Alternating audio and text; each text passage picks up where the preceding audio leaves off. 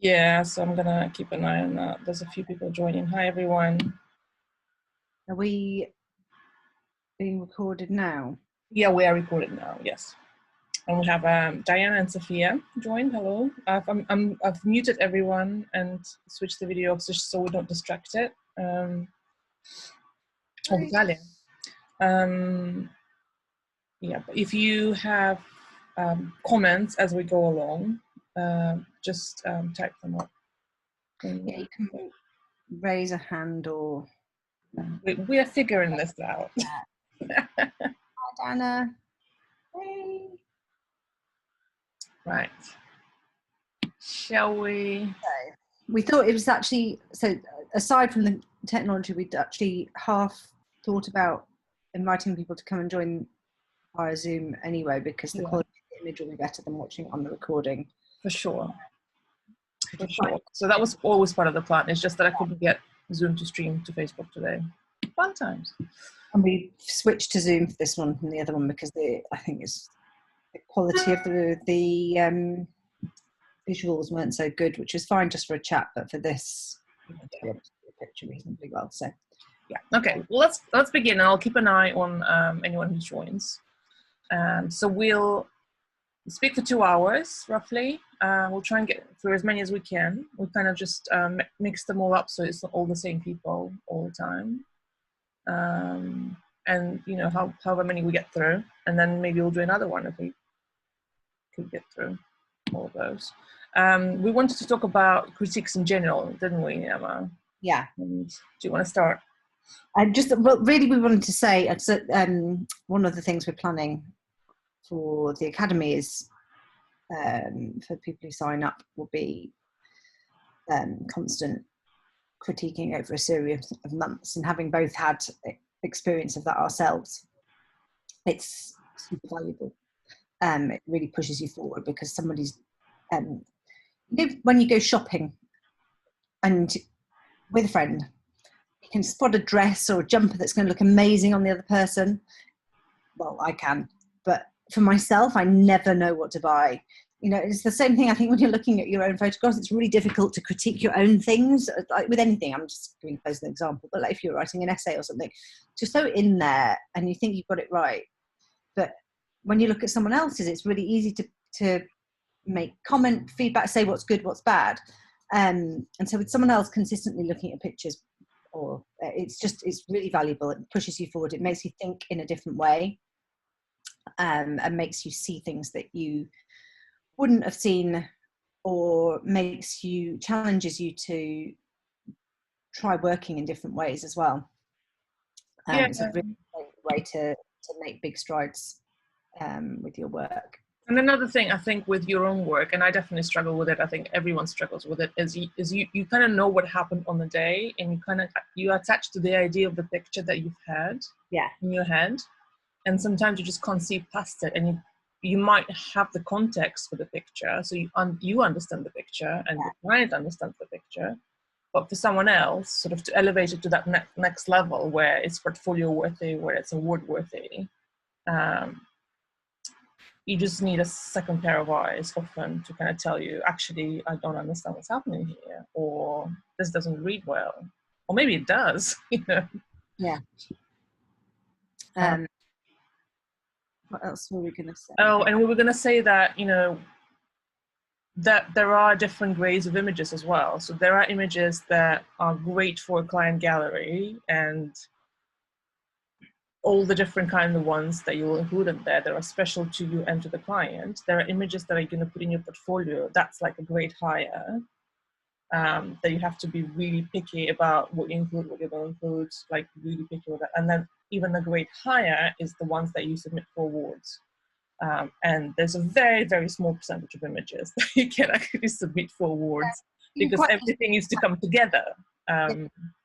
Because you're looking for hero images, aren't you, for awards and for your portfolio, and not every session will have a hero image. It doesn't mean that the client won't be happy. They'll still love their images, but there might not be something that really stands out as special from a single shoot. Yeah, and that doesn't matter. Yeah. So thank you everyone who submitted. Well. So you know, whatever we might disagree on some things, you know, Antonina might see something different to me. Everyone sees something different, so don't be downhearted from an opinion from me, from Antonina, or it's just an opinion. Yeah, it's an opinion. But it's an interesting. It takes courage to get other people to look at your work, but it's really interesting to hear feedback and see what other people think, because they do see it differently, and everybody sees everything different. That's the beauty of anything visual and anything artistic, is that everybody, you know, any visual art, everybody sees things differently. Yep. Interprets them differently. For sure. So yeah, thank you everyone who submitted the work. It was really brave. It's not always easy to submit your work for critique. And we've picked a few that we think address, well, quite a lot, that we think address a lot of things that are recurring problems or situations that people come across when they're photographing families. By the way, when I'm sharing the screen now, are you seeing just Lightroom? Are you seeing a bunch of other stuff as well? I'm just seeing Lightroom. Okay, that's good, because I'm like have this admin screen where I'm letting people in. Oh yeah. Anyway, so shall we get started then? Yeah. Okay. Okay. So, do you want to get started? No, I'll keep it. Yeah. So this one, can we fill the screen more if we take the arrows out at the bottom and the top? Yeah, like that. Yeah. Better? That's good. I don't think I can make it any smaller. So this one, I mean, this is really sweet. But what we can't see the. So we love the fact that the grandma is mirroring. Yeah. So what's really lovely about this one is what's happening, what the people are doing. And this is you do it yourself, don't you? When you're trying to teach a child, you might be standing behind them, but you're mirroring what they're doing, because you're willing them to be able to do something. And you can really see that she's holding her hands like she's rolling that rolling pin with her grandson. It's really lovely. But the problem with this is the focus is missed. So the focus is somewhere around his wrist, his wrist bones. So, I mean, it's a really, really narrow depth of field. You can see on the flower underneath the rolling pin, really sharp there. So I suspect that they're trying to focus on the rolling pin and throw people out, but actually look at this image. The really important thing that's happening is what's happening. You know, his face, he's scrunching his nose, he's really pressing hard. The grandma's mirroring. That's the story, is what's happening in those people's faces. I think there's always a temptation when you're new to photography is to get really excited about using depth of field and using a narrow aperture and blurring out background thing, but actually when you're moving into something more photojournalistic in family photography, and this one I think was like 1.8, so it's really, really shallow. You need to be using a greater depth of field so that you get more of the important details in focus. And this one, the important details are out of focus, but even the rolling pin's not in focus. And the other thing is, because they're the important things, what's happening on their face, I'd love to have seen a slightly different angle where you're lower down and looking up at their faces over the top of the rolling pin.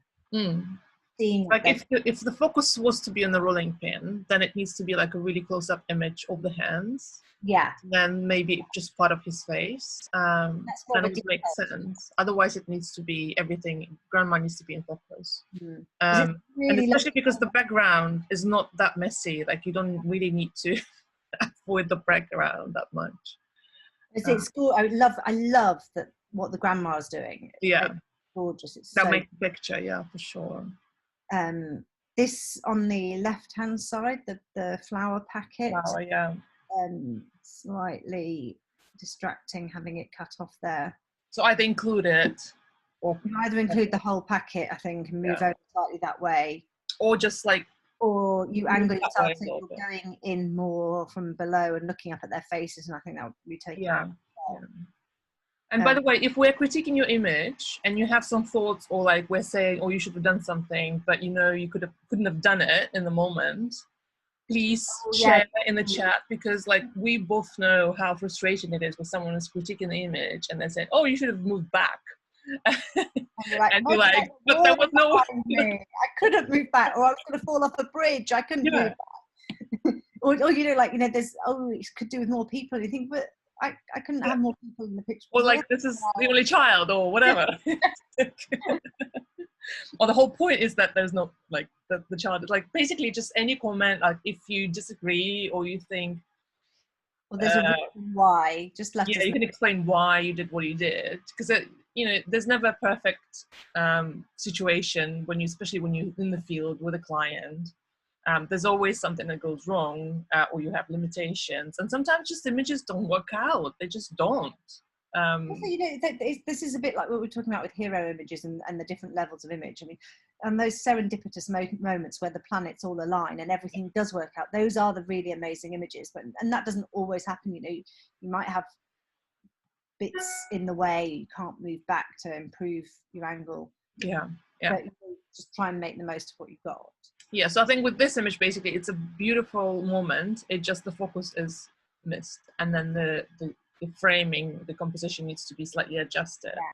The focus is missed, but also I think the intention of the focus was the rolling pin, but that tell the story of what's happening. Actually, the focus should have been somewhere else. It should have been on her grandma and the grandson's face. So the focus is in the wrong place as well as being missed. Yeah. Okay, next one. So this one, so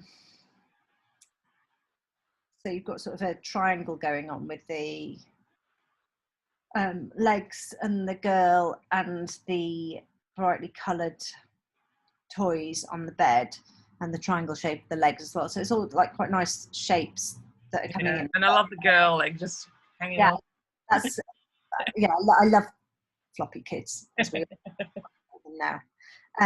But the framing for me is not quite right. So this thing in the front, these toys are really, really bright and dominant in the frame, but the focus is actually the feet, which is the right bit to be focused on. But I think in terms of the amount of space that this thing's taking up in the front, it throws it out a bit. It's like, can you get the crop tool? I would take it slightly in. So like, again, the nose of this girl up here, you've got this black thing hanging there. If you take it in slightly there. So yeah, the wire was really annoying me. Like, but by the way, like, again, like, this is a great image. We just try and improve it. There, and we can take it in a bit more from the bottom right. Just omitting to. The toys are just slightly touching the edge, which is too close. Either take it in, or you might either need some more space. But I think in this case, because they're out of focus and then they're not the focus, I think you need them coming out of the frame to give a bit more edge tension, which then pushes your eye up to the thing that you want to look at, which is the floppy girl. And that also puts the foot more into the center of the frame, so it just looks tighter all of a sudden if you. Yeah, so then you have the thirds going through there. And also this girl becomes more anonymous, I think, and it's kind of like it becomes more about the floppiness. When you get when you've got nostrils showing, it's a funny place to cut a face, I think. Yeah. You know, you can still see that she's in a onesie and she's relaxing. Yeah, and then funnily enough, once you crop it, like now I see the eyes on the on her onesie, like the panda or the dog, and it kind of adds to the picture suddenly for me, because like it ends up on this line, doesn't it? Because that you're giving some edge tension at the bottom where you're cutting into that object that's not important. It's pushing your eye up. Yeah. And you're suddenly seeing all those things along that third. It's weird. A lot of the detail is, and that, you know, just a tiny bit of cropping sometimes it makes a huge difference. So beware of your edges when you're taking pictures, because here there's a, like, you know, on in the corner. But it's a really cool capture, and I like the scattered toys and all that. Yeah, they clearly were playing, right? And then something happened, and she went like, "Oh." I don't know what aperture is this? Does it show, or is it one of the ones that doesn't show? Let's see. It's 2.8. Yeah, so I wonder whether it could have gone up a bit, because you've got quite a still moment. I would imagine you could bring your ISO up. Is it showing, Emma? Is it showing as recording? Sorry? Is it showing that it's recording? Just checking. No, I don't. Oh, wait a second. I do see that it's recording. It is recording. Yay! Brilliant. Oh yes, I do. It's up there. Sorry. Yeah, because I can't figure out what to see. Brilliant. Thank you so much. I wonder whether it could have been slightly narrower aperture to get a little bit more of this. Yeah. But that looks nice like that. Yeah, no, it does look nice. And you could lift ISO, but it's tricky because of the angle. You can't really. But yeah, I like it. If I was being really fussy, if you'd slightly tilted more to get this little tiny bit of the red van that's touching her leg to move, to give a bit more separation there, that would also have then removed the toe from the purple toy as well, if you'd have slightly looked down more. Ah, okay. A good point, yeah. But just to be aware of those little tiny things, especially when it's like this moment probably went on for a little bit longer because it's quite a still moment. You've got a chance to adapt and shoot again and correct yourself as you're going along. Yeah. Okay. Next one. No, wait. Let me just join. I'll join. Okay. This is sweet. This is really sweet. It's quite a literal image. Lovely, it's the grandparents playing with the grandchild. It's really lovely thing to have as a photograph. But I think in terms, it's a really literal image. It's the grandma's playing with this. You've got every element, and then the granddad is there. The granddad's out of focus, and that's really funny that he's on the thing. I want to see more of him in focus. It's again, like I was, the background's quite neutral. You could push up your aperture to get more. You can still see what he's doing, but I'm even focusing on him because he's really funny. But I'd slightly, if I was taking this picture, I would slightly adjust my positioning so that I'm more to the right, sort of slightly more angled. So you've got, try and remove this frame from the left hand side, and if you move yourself sort of slightly round to the right, not just straight onto the right, but sort of turning yourself around so you're looking across the swing towards the granddad, you're going to start losing some of that basketball frame and the swing frame. And I personally would, she's the grandma's foot's really close to the bottom as well, just to make this a bit more interesting. It's clear that the little girl's in the swing. She's not doing much. The interesting thing is the grandparents playing with him. But if you crop it, can we use the crop tool again? Yeah. And crop the grandma's feet because they're a bit too close to the bottom. So by the way, if your intention is to include the whole person, and I see it a lot, you need to leave more space than that. Because if you look at the balance of the bottom to the top, there's so much space at the top. Yeah. But to fix this will just make it more interesting. If you bring it over back to the granddad. Oh, okay. You need to see the granddaughter.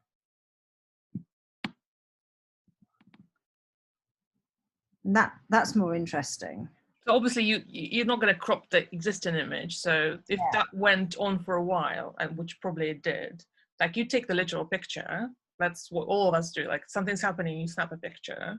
Yeah. And then you start paying attention to what's happening. My first always thought, I'm looking for a neutral background. I hate messy backgrounds if I can avoid them. So then I would adjust myself to this side to avoid that basketball thing, because it's really.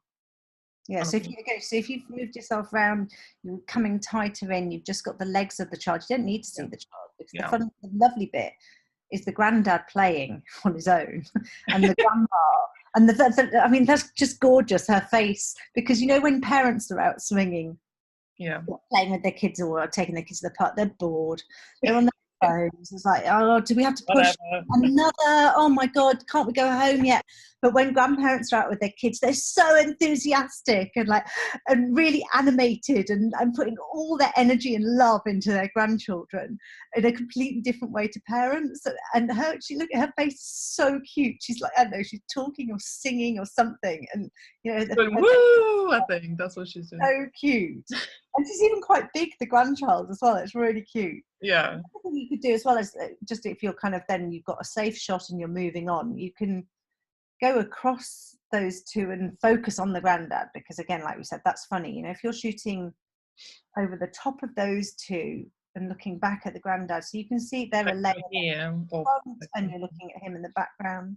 And the other lovely thing to do, because of like I'm saying, the grandma's face is so gorgeous, if you come round to the other side of the screen, can we move it over so or fill the frame again? Yeah. Go back to okay.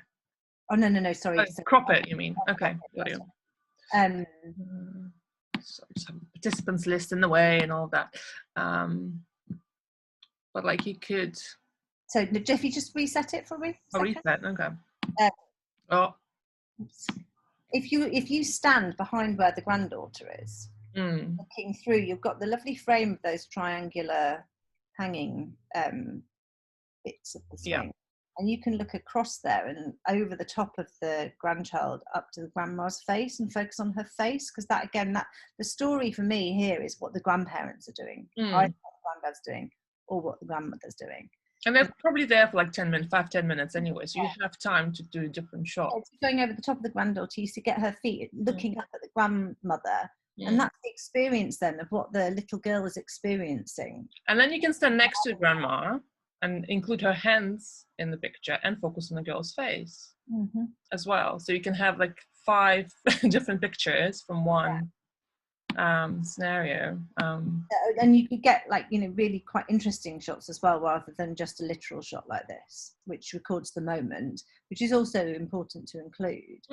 You then want to push it further and do something interesting. Yeah, but also like if for the wider shot, like if you want to go wide like this, I would say then include the whole thing, like include the whole frame of the swing, like just go back a lot and include the whole scene, and then go in and start doing the bits and pieces. Yeah.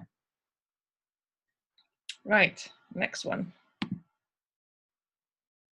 This is just a really pretty picture. It's a really lovely, I love it. I have no idea what they're doing. But I don't care, but I don't care. The contrast of the two skins and the thumbs. What I would do, what's distracting for me is this white bit at the top. So if we can, just a tiny bit, like that, literally, and then center the hand. Yeah. And that takes that distracting element out. And I love the light. And what's interesting, because if you look at their thumbs, they're exactly the same. It's just there's so much story there. And you've got the size difference of the hands. Yeah. The moment, just in detail. Yeah. No, it's a beautiful light, and there are some pictures that are less literal, where you don't know what's happening, but then you can start telling yourself a story about what is happening. Because there's no detail there, you start thinking about stuff. And it's the tenderness of the touch of the parent to the child that tells a story in itself. And I want to know how is that shot, because like where that's Saskia, I don't know if she's here, but like how where were you standing to get that picture? On top of the head. On top of the head, yeah. Or holding your camera out. What is the lens there? Wait, 45 mil. Okay. 45 mil. So it's probably a zoom. So yeah. Yeah, 5. That's Yeah, that's just a really pretty picture. It's lovely. It's like you do want to have details. You want to have literal shots. You want to have wide shots. You want to have details like that to give the visual variety to the collection, whether it's your portfolio or whether it's the gallery that you send to the client, or even for your own pictures, obviously. Right. This is another quite literal attempt at taking pictures. Obviously, this is temperature checking with COVID. So telling a story of what the time is like at the moment, but it's you know, you're including the mask and the visor and the temperature and the sheet, and but then you've got, because of that, you've got distracting elements as well. So I mean, I would certainly crop in to lose these cars and the brightness behind they're really annoying. the little girl.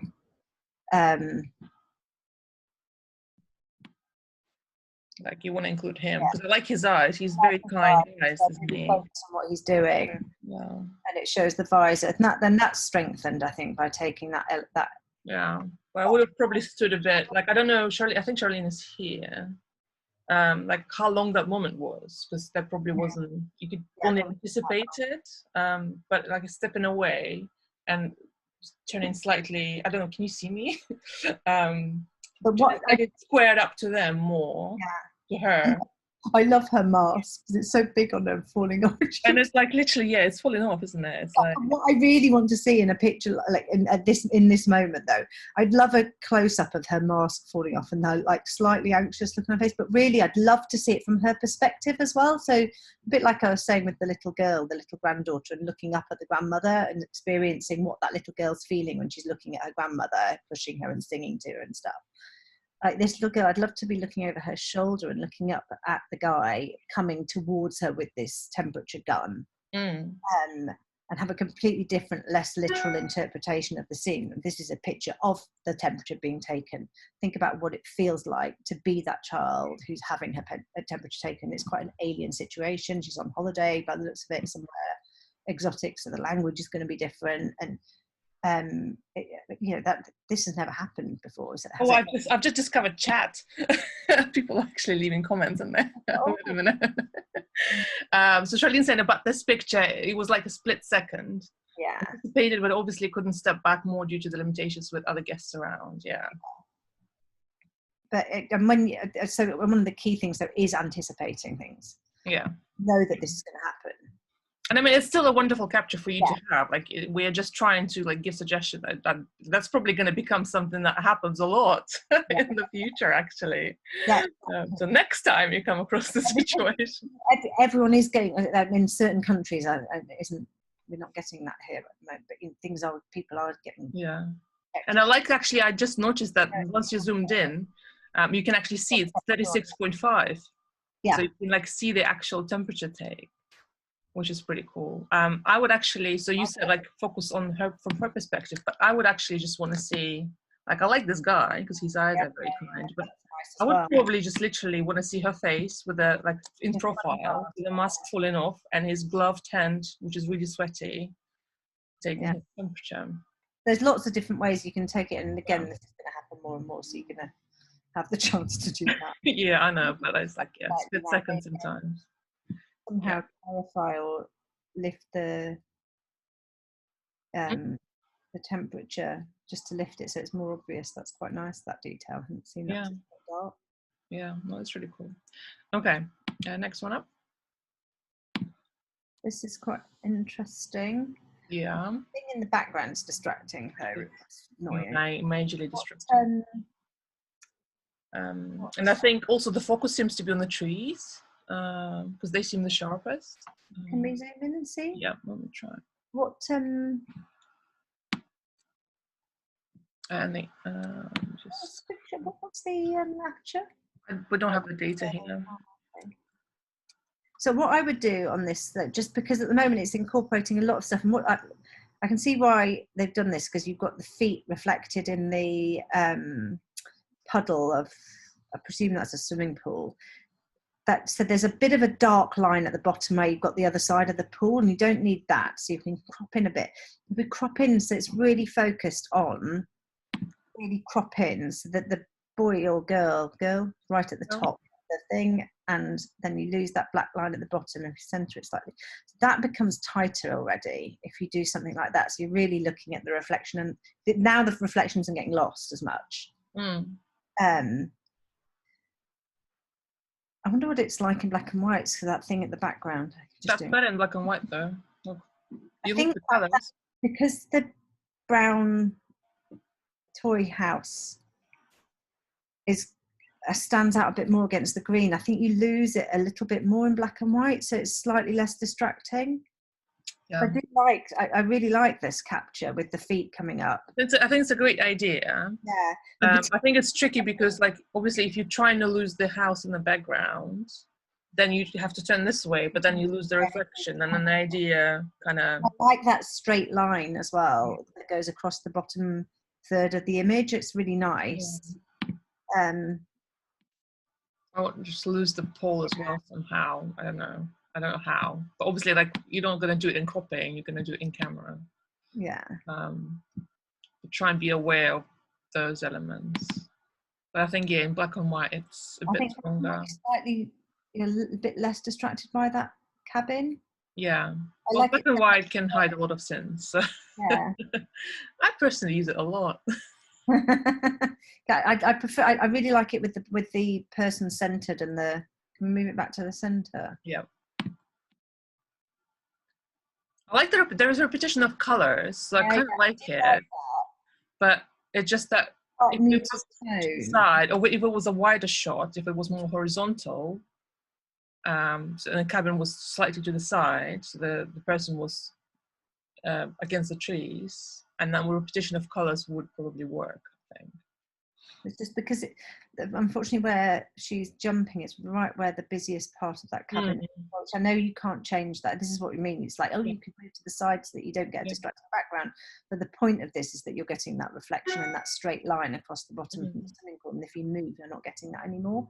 No. Again, you could try. try. And sometimes, like, that's the thing, that sometimes you have an idea and it just doesn't work out. You could try, you can take 100 shots and it just doesn't work out. And that's just... I think this is a cool shot. I do wonder whether if you play around with it in black and white and bring out this person and the feet, I think it might end up being a bit more successful. I really like it. Yeah, you could, like... Because that's a less shot. You know, you're taking out a lot of the information around it, and you've got those two bits of the legs at the top and the bottom of the frame. It's nice like that. Okay. Right, next up. So this is it feels to me like it's just too close. Too close. Because I think the purpose of it is to show action. To show that she's jumping, and for that I think it needs to be horizontal first of all. That said, I'm a sucker for horizontal. I actually need to take more vertical pictures.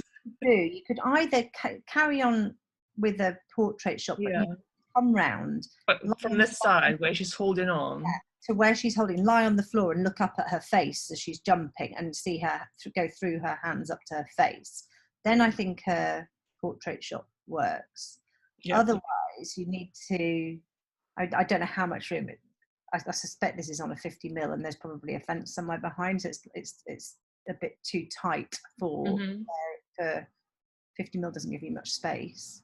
Maybe if you stand on the other side, because she looks like she's a reasonable distance from the fence that way, and take a picture of, so then I'd try and get more of the body shape and come around more to the side away from her hands, so that you're getting her shape of her body while she's jumping in a, so you can see under her tummy and her legs and that sort of shape that she's making.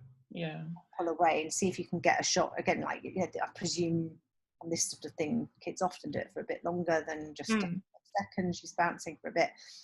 If you come round and lower, you're going to see her feet elevating away from the trampoline, so you get that idea of height. You might get some action of the hair bouncing up. Like here you can't see the hair coming up because you're looking in a funny angle down towards her. So definitely, I mean, either come round, look up at her face and see the expression of her face and the excitement of her jumping, or you come right round to this side, get a wider angle, see her feet jumping off the trampoline, see her hair bouncing, and go for more of a graphic body shape against the dark shadowed background.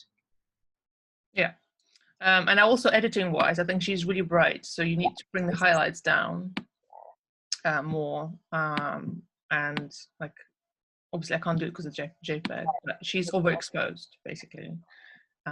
compared to very dark backgrounds. So you need to expose for her. So you need to be looking at where the light's coming from here as well as her body position. So if you're coming, round to the right and looking at her body, she's being illuminated, I think, by the sun then, and the background's in shadow. If you go to the other sun is on the other side of her, isn't it? Because that's where. If you go around the other side, you might find that she's being backlit by something. Oh no, that would be. Where's the sun? Look at her dress. To see there's a spot of light there. So if you come around this way, you might get some nice backlighting on her hair as well to really accentuate the shape. Or come around the other side where you're getting more of the full sun.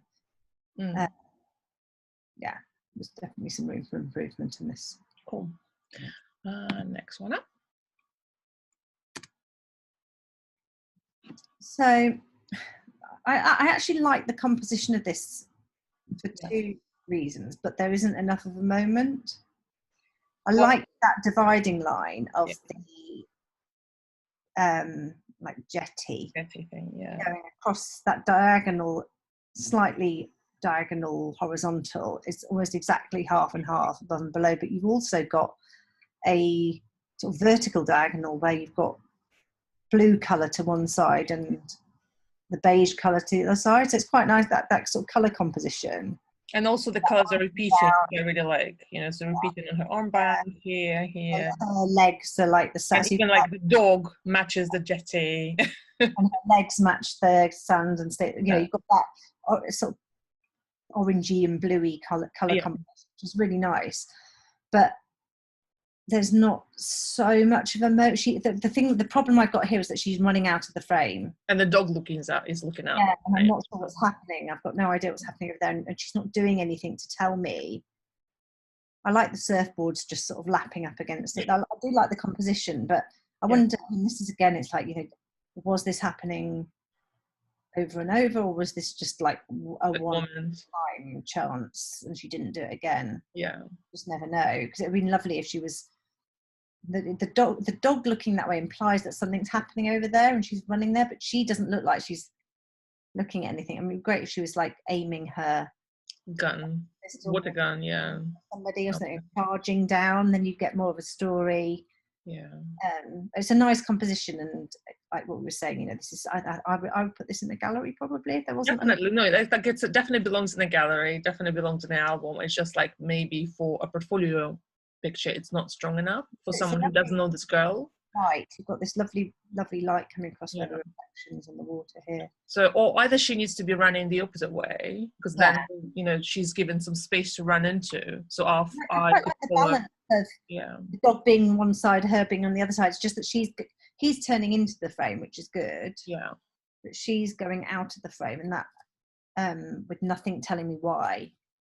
I just feel like she's facing the wrong way. Or needs to be doing something more. I mean, you can see a lovely, like there's some nice tension in her body. There's her foot's raised off the floor, and you can see the separation from the shadow, which is nice, and little toes at the back. And I could also say sometimes my child is, for example, he doesn't do emotion much. So when he was younger, especially, so he'll be on like a merry-go-round and have a really sad face. So maybe that's how she walks, and maybe that's how she carries the water gun. We have a comment. She only did it once. I wish she ran the other way too. Yeah, exactly. So you just you could say all these things, but maybe don't have. Doesn't happen. Yeah, exactly. So we're just saying okay, this is a great picture, but it's just maybe not for your portfolio, because people who are not a family are not going to get it. Or not going to get the moment or the story.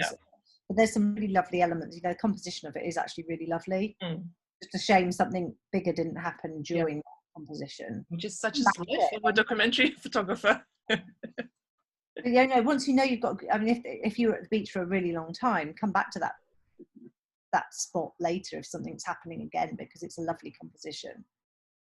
Yeah, definitely. Okay. Next one up. Sweet. His face is cute. I love that his face is in this patch of light. Yeah, he's in a really good patch of light because you can tell on the other side of the table it's not so bright. Yeah, and that the ball is separated from, and there's a shadow on the racket as well. And his face is like... So nice. You can know this sort of thing. I mean, these are split-second things. If that ball was just above and like here, separated from the bat would be really nice, but because the shadow on the bat's gorgeous, that round circle, it just needs to be a bit how, and his face looking at it is his concentration. I love his hand on the table. Yeah, it shows his height and you know how small he is. And yeah, he's really hitting that plum on in the middle of the. He's done well. Well, he's concentrating well. Like it's really good. I found it a little bit distracting at the bottom where the shadow and his feet cut off. Yeah, that was distracting to me. There's not much happening on this right-hand side. It's a bit wasted, so I think you can bring that in a bit tighter. You could just crop it probably, like. And so you can still see the table. He's then on the third. Yeah. And his little hand is on the third line at the bottom. You've got this lovely table pointing in right onto that third. It's like an arrow pointing you to what's happening on that. No. On the ball. Right on there. Yeah. That just makes it a bit tighter and you lose the bit that's interesting at the bottom. Yeah. Because I always feel like if you're gonna, and I like, listen, like I do it all the time where you're in the moment and you crop off just a little bit of the feet or the hands and it's really annoying. And then you kind of need to either commit to it, like and crop it more. Yeah. And then or like adjust as you go. If there was more time to adjust, then just. And it's like we were saying, you know, if the moment is a split-second moment, you've got a shot which is better than not having a shot. Yeah, exactly. But this is a great picture. If it's a slower moment or it's going to repeat, then try and rectify that and start thinking about edges and slightly change. You know, you've captured that moment, then try and adapt, either improve it or start thinking differently on it. On this one, I would love to see, just as an extension of what's happening, I'd love to have a little focus on that hand where he's holding onto the table. Like maybe sort of photograph it in profile, you mean? In profile or real, I don't know, something that's really cute. Really says a lot about his age. Yeah. Holding onto that for balance and support, and you can only do that when you're that high. Yeah, exactly. Really cute. What I was going to say, I think it's just the balancing act between reacting, because sometimes you have to react to what's happening, right, in the moment. And sometimes, like, this is a really successful picture, just I think cropping just needs to be adjusted. So sometimes you react and there's literally a split second and that's it. And you either got the picture or you didn't get the picture. But sometimes then the moment, obviously, they probably have played for a while. I don't know, at least 5 minutes at this age. And then you start adjusting. And it's a brain switch to like stop reacting and start thinking. Yeah. So I've just been given a chocolate from my daughter. Yeah. Oh, nice. Oh, nice for you. Right. That's a beautiful portrait. Beautiful light. Yeah, beautiful, beautiful light. I think the kind of the what's bothering me is a beautiful portrait, but it's not quite an environmental portrait because there's not enough environment here. There's a bit of here, but then you kind of need to include more of it for it to be a portrait. So kind of go in that way, because she is posing for the camera, which is fine if you take an environmental portrait. But then you have time to maybe step away or adjust or whatever. It's a shame because it's quite tight on her already. If you this thing on the left hand side, the light on the bit of the table, it's not enough of it to make it like part of the room. Although they're really cool because they're old fittings and stuff. Or like if you included more of them, that would have been. Come back further and included more of that part of the room, but if you come in too close, you lose that lovely window light. What happens if you do it vertical? I mean, this is already, obviously you don't want to crop that close to the head, but that already better. If you crop vertical so you can include some of the sunlight. Okay, let me figure out how to crop vertical now. You click on aspect. Aspect? Then, no, go, if you reset, do reset. Right, then click on aspect. Okay, well, I can't. Yeah, Oh, and you go like up there. this. There you go. Okay. There we go. So if this had been shot in this portrait, you'd have been able to, obviously we've cropped off loads of stuff, so you'd actually be including more of that light. Yeah, and the legs. We've lost loads of pixels. So if you were actually doing, you'd be able to get the legs. So she'd be in like a sort of banana shape in the bottom corner, and you'd get that lovely light above it. So that would be really pretty. Or to include more of the scene. I think it's just slightly too close to that light in the table for it to be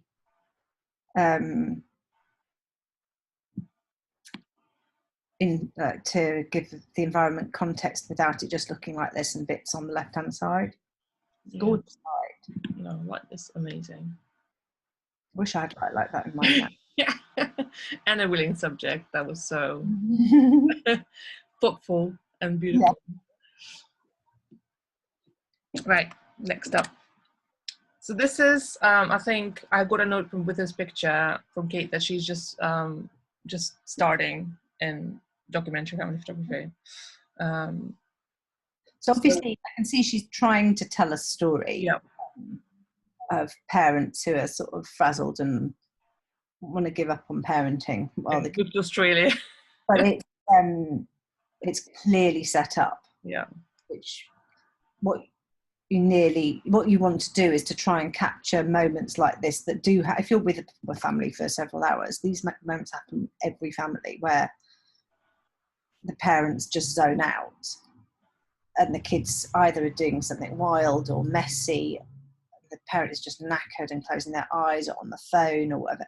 You need to look for those moments happening rather than this is set up and it looks set up. Yeah, because you can set up things and they don't look set up. When we're talking about documentary photography, but if you wanted to set something up that was closer to lifestyle, you could ask the mom to kind of, I don't know, stare out of the window with a cup of coffee or a glass. Like I had a shoot where the dad just had a glass of wine with him all evening, even when he was doing homework with his son. So like, it was just the thing that he had, and I didn't have to ask him to do it. That was just his thing. There's always moments, particularly for dads, where they're on their phone or they're falling asleep or they're just lying down, ignoring what's going on, particularly dads. But this, like, just because her position isn't even natural, I think, here with her sort of sitting. Like you wouldn't like them up. You wouldn't sit like her legs right out across the tabletop, and she's kind of awkwardly turned towards the camera. So the idea of the story is there, which is great because you're obviously trying to put a message across in your pictures. But if you want to do it in a documentary way, you need to be trying to find those moments as they happen naturally. And I don't know, maybe that's the mom who wanted the picture like that as well, which is, fine. Like we all have clients that request weird. I had clients who requested to dress up with weird Christmas jumpers and have a post picture after our documentary shoot. Like you do stuff like that, but maybe you don't put it in your portfolio. If you're trying to do a documentary, you don't put stuff like this in your portfolio. But and also, things happen, but it doesn't need to be this overt as well. You can get the same message across without it being, champagne, book, sitting there, the tabletop. It doesn't. You can get the same message across with much more subtle cues. Okay, next up.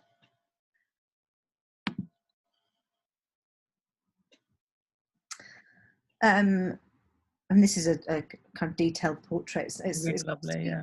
You've got the mum in a dressing gown with a new baby. That's life. Early morning. I would lose this bright white window, bring it in slightly. Because the eye kind of travels there, yeah. Because the rest of it is quite dark. Quite strong, yeah. That's improved. I mean, you can't really do it like in cropping. I'm gonna have to do it. This little blue thing on the edge is distracting just because it's so tiny. So I would clone that out personally. If you can bring it in without losing the foot. Just about, yeah. But I think I would say it's quite, the skin colour's a bit funny on here. I'd be tempted, and it's quite bright on one side. I wonder whether black and white would work better. It doesn't need to be colour. I don't think it's saying anything. Yeah. It's a bit too contrasty, but like, yeah, you could bring the contrast down. So you can probably, then you don't need to worry about the blue thing on the radiator either. True, yeah. So I quite like the colour tones there. It's a bit too... I think the red chair is my favorite. I think it's a Sony. Babies are really, they have really red feet and red faces. So with the red chair, it's just, I wonder whether the saturation of the red could just come down slightly as well, or black and white, something like that. Black and white, yeah. And then once you're in black and white also, because this, the limb was really bothering me a lot. What was bothering you, sorry? Her leg, because it's just a bit of her leg there. That was bothering me, but now it's in black and white, you can't really see it that much, so that's fine. I think you can definitely come tighter on there, so you haven't got that distracting patch of window light, and it's actually there. But in the field, you could probably like, so this is a 50 millimeter lens. I mean, you could probably, like, you could photograph it into the light and completely blow out the window behind and just photograph a profile and her kissing the baby. It's nice because it's got that slight bit of tension because she's not actually planted the kiss. She's either just done it, going in to do it. And that from a side profile would be nice. I like this actually. Yeah, that's really dressing down early morning moment with your baby. Or not even early morning, but the baby's dressed, but the mum still looks like she's in there. Well, which is the story, isn't it? Like, you dress the baby first. Nice. Baby first, mum doesn't get out of her job. Mum doesn't change. Right, next up. I like the framing on this. I like this. Why? I just want to know why. What are they doing? I want to try this. It looks fun. Anything donuts looks good. I did the positioning of. I really like this. The only thing that is slightly driving me mad, I'm really upset, is that the C line is cutting through their heads. Particularly the one on the right, where it's just a tiny little bit of her head. I just wonder whether you could slightly angle it up more, so you're getting more of the looking upwards. So you kind of bring yourself lower, bring yourself lower and look up in the sky. You're less distracted by the sort of chairs and the frame and stuff, and then their heads won't be in that line, that horizon line. Yeah. I love the framing with these flags across the top. Yeah, that really makes it. And I think it was just the sky, and I don't know, Alison is here, so like maybe you can comment, like there was no way I could have done it because it was like a split moment. It would be lovely with that, just with the sky, but it just really adds something having those zigzag, the bunting. It's lovely. No, what I mean, if you had the bunting and then just the sky and the donuts on the string and the face. Yeah, that'd be cool. And I actually like grass at all. Like that would be like, whoa. What's happening? I like the fact that you can see there's other kids doing it as well on the edge of the frame. I like this one, but I don't like this hand because it's not. This hand's a bit floppy. That's just one of those unfortunate things again, isn't it? Where it's like if he had his hand out stretched, it'd be really nice. But it's a moment thing. But I love the swinging of the donuts. Yeah, well, that's really cool. Alison saying it's birthday party. Really fun. Saying I have a bum knee and I have a hard time getting low right now. Well, yeah, that sucks. Yeah. I have bad knees too. It's a cool, and it's a funny game. I haven't played this. I quite fancy. So, Alison, what's the point of this game? Can you just? I really want to know. So, I had never heard of it either until a few years ago. You basically string the donuts up, and the kids can't use their hands. They have to try and eat the donut. So the first one that finishes wins. There's a line of them, and they're all doing it. Yeah. Yes, and this was just in July, so outdoor birthday party, and everybody sort of spaced well enough apart, and just these donuts hanging. It was it was pretty amazing. I like the way that particularly that donut there, where it's actually turned so you can see through it as well, and you've got all the sprinkle colour and everything. It's really cute. Oh, it's her birthday. I can see her birthday badge on. Yeah, it was right. So it was the girl, right? That's my daughter. It was her birthday.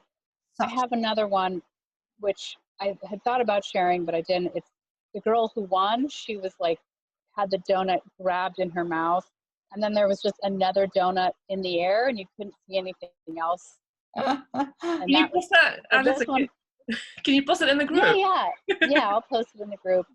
But you know, I thought that this actually had some good pictures from it, but you know, they all of them needed a little something, you know, like, oh, I wish I had done this, or the hand was a little bit off, but I just couldn't get, you know, I wanted to get lower, and I had a hard time.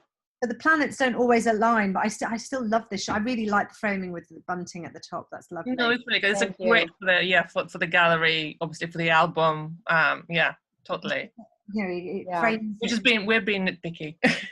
No, that's okay. Be nitpicky, because you know, we all strive for sure as best as we can. So thank you. The main thing for me would be to like kind of go lower and look up a bit more. But then I don't know, without being there and trying it, you don't know whether you get those lovely zigzags if you go into that angle. Yeah, I did. You know, it was hard because I did want to get the bunting in the picture, and if I went much lower, you know, you don't get it, or like the light was funny. But I probably should have tried lower next time. Well, it's a fun outdoor game for sure. I feel like I want to go and set this up in the garden somehow. Come on, you can do this. You have 3 kids, Emma. Do you know what? It would be a way of making donuts last much longer as well. Yeah, they were really big. I think you should use smaller donuts, but that's all they had at the store. And for one kid, it was too high for her, so she could not get it until, you know, we had to like redo it so she could reach it. It's advantage there. I bet it's really difficult. I bet it's really difficult. Right. Your daughter, she's got a couple of bites out of it already. Yeah. No, some of these kids, the girl who won, like, she had mouthfuls of different. She didn't even do that, but she just did it. It's great. I mean, it really tells the story of what's happening. It's, you know, I definitely want to try this game. Yeah. Okay. Well, you know what? It's nice, especially when everything is closed. Like, you can't do, you know, all the things like go to the bouncy castle for this, that. So we did a lot of kind of basic games, like the egg. You know, when you walk with the spoon, the egg races, and you know, things that people could do on their own. My husband had got this like a little treasure chest and buried it somewhere and made a map. Excellent. And then just like in little boxes throughout the garden, hid whatever. One box had pencils, the other had erasers. So instead of giving a kid a party bag, it was this treasure hunt. Excellent. Perfect. Yeah, it was a fun party, and we had some rain, some sun, some rain, some sun. So anyhow, thank you all. Oh, cool. Let's go to the next one. Some bunting like this, and a view like that, and some donuts. Yeah, no, that we're definitely gonna try that. It will be harder to get, but I might be able to get bunting and donuts. Okay. Right, next one. I really like this one. I like that they're clearly on holiday. Yeah. But they've clearly been swimming, but everyone is looking at their devices. Yeah. The expression on her face or both of the girls' faces, is really cute, and the dad with his. Yeah, it's like. Well, this is actually, you know, the picture of the mom that we said was a bit contrived, like. This is exactly what we're saying. Dad's a brilliant. You know, this is a dad totally ignoring what the kids are doing, completely escaping into his phone. Like, that's it. Yeah, no, it's cute. I like the angle of this actually as well, with it looking up. So you can, those umbrellas give it context. You know, it's hot, it's holiday. Yeah. Summer. Everything says summer, doesn't it? They've got wet hair. They've been in the pool. They're hiding under. But I like it's like a different take on a summer holiday. Like it's not like usually it's all fun and no devices, and you know. But this is what actually is with the kids. They're attached to their devices regardless of where they are. And I like the framing of. I think if only thing, like I would take down the highlights from the umbrellas a little bit. The only problem there is you get that funny bit where it's so bright and it's completely lost. It's completely overexposed. So I don't know whether I mean, you can take it down a bit, like. Take it down a little bit. Yeah. I think it's that somehow accentuates that bit that's burnt out, though.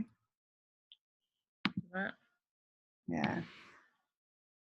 Well, you can play with it, but that's the only thing I think. It's it's a lovely cat. And I like the colours. You've got blue and pink everywhere. Yeah. Their skin is a bit bright. I wonder. What's that? Their skin is quite pink on my screen. I don't know if that's just my screen. I might be tempted to slightly reduce the saturation of the red. That's Charlene. Charlene, are you here? Is it a Sony camera that you're shooting with? Because they tend to give you reddish. I don't know if Charlene's here. I can't see her. No. Sorry, I am here. Okay. Oh, hi, I love Get Sweeter. Sorry. I know. I'm just. I've got Octonauts on, so. Quiet. 5-year-old. Yeah, no, it's a Sony, and it was very, very, very, very, very bright, and I think they're probably just pink from being in the sun all day. Yeah. Oh, yeah. Yeah, but I've noticed with the Sony, because I shoot with the Sony now as well, like the reds are really red, like especially if there's anything to reflect off, like if it's a brown room or there's a red chair. It's very warm. Comes out. I wonder if that baby picture was taken with a. I don't know. There was no metadata there. The thing with Sony, I think you need to be quite beware of, just because I think Antonina and I both switched to Sony within the last sort of 6 to 8 months. And from Canon, it's like it's already really sharp, the pictures that come off. Yeah, so you actually need to maybe even decrease, like when you're editing, you kind of don't even touch clarity, or set clarity a bit down. With Canon, you needed to put everything, all the sharpness that needed to be added in, whereas there's so much sharpness there in Sony already that it can go a little bit crunchy if you add too much. You need to be quite careful. You almost need to reduce it and bring it down. Yeah. Okay. I like that picture. Yeah. Holidays. Yeah. And it's with the dad like that. Yeah, Dad makes the picture. I think Dad makes the picture. And she's got such a cute face. Is that your daughter, the one in the middle, Charlene? Yeah, that's the one that told us all to be quiet. Such a cute face. She has, hasn't she? Thanks. A gorgeous little face. Is that your husband as well? Yeah, there is. And actually, funnily enough, I never really cottoned on to the whole like they're on the devices on holiday thing. I just thought it was funny with his towel on his head. So the towel is just brilliant. He's like he's not only is he under the umbrella, he's under the towel as well. Yeah, it was really hot. It's really funny. Thank you. Cool. But not only that, they just happen to be wearing, the chairs are blue, the towel's blue, the costume's blue, the thing's pink, the other. And there's a pink ring there as well. Like there's the pink bubble in her hair and the blue skies. All the colours are really lovely. Thank you very much. Cool. Okay, next one. Right. So this one is, and full disclosure, by the way, like we've looked at them last night, so we kind of like looked through the pictures, so we've seen them before. We should have said that before. But we spent quite a lot of time, didn't we? Like trying to figure out how to do this. We talked about this one loads because we really like the idea of it, but it's just not. It's like how you fix it, I don't know, because part of the problem is that you're using really difficult light. Which is, I love mixed light, where you can see the bluey colour of the natural light outside, and obviously got the warm colour because you've got the light. Yeah, and you can see like there's people in the garden, and then the kids inside. There's a story there, but there's nothing quite happening. It's not quite. Like the little boy on the right, you can't tell what he's doing, and he's the sharp focus. He's not really doing anything. Little girl's dangling, her toe is slightly cropped, which is, you need to see the air there. Of her, it's touching the edge, and then but the main thing for me is like the first thing I see when I look at this picture, I see this bag. Because you're focused on the boy, that bag, which is framed by the shape of her legs and the chair, you see, and that it's in the center. And she's really bright as well. I do think you could. I don't know what. Have you got the settings on it? No. No, there's no settings on some files show the settings, but some don't. So I don't know, because it obviously is difficult. Dark light, so I don't know whether you could have increased the ISO and brought your depth of field up to include, or if you focused on her, then the people in the background would be really thrown out because she's so fun. The decision was right to focus in the middle. That's the right decision. But then if you move slightly to the right to not see those boxes and bags, then her body's going to hide the people in the outside. I'm always thinking like she doesn't need to be there. Or do you look up more? If you look up more, then you don't see the boy. So it's really tricky to answer. Maybe it's just one of those things where it's a really nice picture for you from your holidays or wherever, but it doesn't quite work. I'm just going to pop off for 1 second. Hold on. I'll be back in 2 minutes. While I'm trying to figure out how to get this. Oh, there we go. So like if you were to crop it, like obviously we're not going to crop it like that, but that way, if you're going to get rid of all the rubbish that's on the floor, and if she wasn't here, then there will be a balanced picture of him inside being very thoughtful, or her inside being really thoughtful, and there will be the people or parents, grandparents in the garden with different light. Then will be like a really interesting balance between that. So maybe here you kind of just wait until she leaves, because she's not really doing anything. I mean, the idea is great that she's sort of sitting there, but she's not really doing anything and not adding to the picture. And like if you shoot up a little bit to avoid the floor and all the mess, then it might work. But there's just like we were saying, that we didn't come with a solution for the situation, because it is hard. But multi-layered pictures are generally hard, and it's almost like you want to learn to nail them in easy light first. Yeah. Multi-layered and multi-subject is really hard to get right. Yeah. Actually, that looks quite cool as a panoramic sort of shot, doesn't it? Yeah, just put that. I think because now she's completely cropped, isn't she?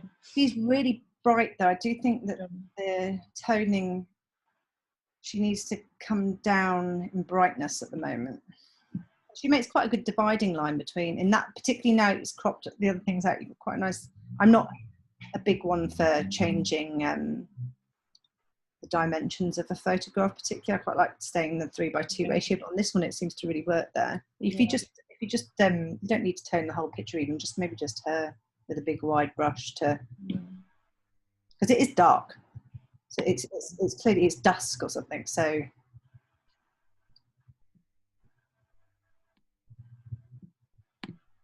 yeah, just a bit more. Yeah, cool. That's quite nice like that. Yeah, it's just the losing the floor and the. It's that box. The box is really annoying. Because she was really bright, and it's creating the chair and her legs were creating a frame that really directed you to see that as the sharpest thing. Yeah. Now that's quite cool like that. I like that. Sonia's saying, I have some more from this moment, also some without her, as I had the same doubts as you. Maybe share them. If you share them in the group, we can have a look at them and see. We just was like, I totally understand what you're trying to do here, and I'm always trying to do this sort of thing, and sometimes it just doesn't work. And just like whatever we were saying, like if you move this way, you'll lose the people outside. If you move that way, you'll lose him. Or if you make it darker, then something else happens. You know, it's a really difficult situation to really fix. Yeah, so if you just post the whole series maybe in the group, and then we'll just can see the progression there. That'll be really cool to see. Yeah. Okay, next one. This is lovely. I love it. I really love the light on his face and that moment, because you've got that lovely clean background of the sky because you're looking up. And I love when when there's a dark sky and there's the sun coming through, that it always gives you amazing light. It's really dramatic if you've got the sun coming through the clouds with dark clouds behind, or storm clouds or something. It does happen surprisingly often, actually. And it really makes the colours in the clouds as well. Yeah, and I like the fact that you can sort of, initially when you look at the picture, you can't figure out what it is. I mean, obviously it's candy floss. Almost like he's in the clouds, isn't it? But yeah, it takes a minute. Exactly. It's like another cloud. Candy floss. It's a white candy floss. It almost blends in with the grey clouds and stuff, but it's lovely. It's a really beautiful picture, and I like the fact that his face is slightly obscured by it. And he's kind of looking down. I really like that picture. Yeah. The only little thing is that this here, if you just drop it tiny, there's something. Yeah, there's a teeny weeny thing at the very bottom. Tiny bit of you could either clone that or just crop it tightly a little bit. And also, I don't know if it's there's something here that I can't quite figure out what it is. Like a little blob of white. I wonder if something's been cloned. Yeah. So maybe just fix that because it's distracting. But otherwise, it's a brilliant shot. Lovely. Actually, that's probably the one for GFAs. They have the what is it called? The unconventional portrait category this time. So I would enter that because it's really, really cool. And it's just saying like a clean background can be easily achieved if you just tilt yourself up into the sky. Yeah. Gorgeous lights, that. Alison says it looks like there's a lot of contrast or clarity. Possibly. I do think it's been, for me, it's quite burnt on this left-hand side where it's quite dark. Oh, you mean they've dragged a little bit? I wonder whether that's. I do wonder whether something's happening down in this bottom left-hand corner that's been cloned and then disguised with a bit of darkness. But to me, it's a little bit too dark on this bottom corner here. Yeah. So you just again, you can easily fix that. I'm sure it's not that difficult. It doesn't look that sharp. Is this Sony? Can we tell? The clouds were very dramatic, I must say. Let me see.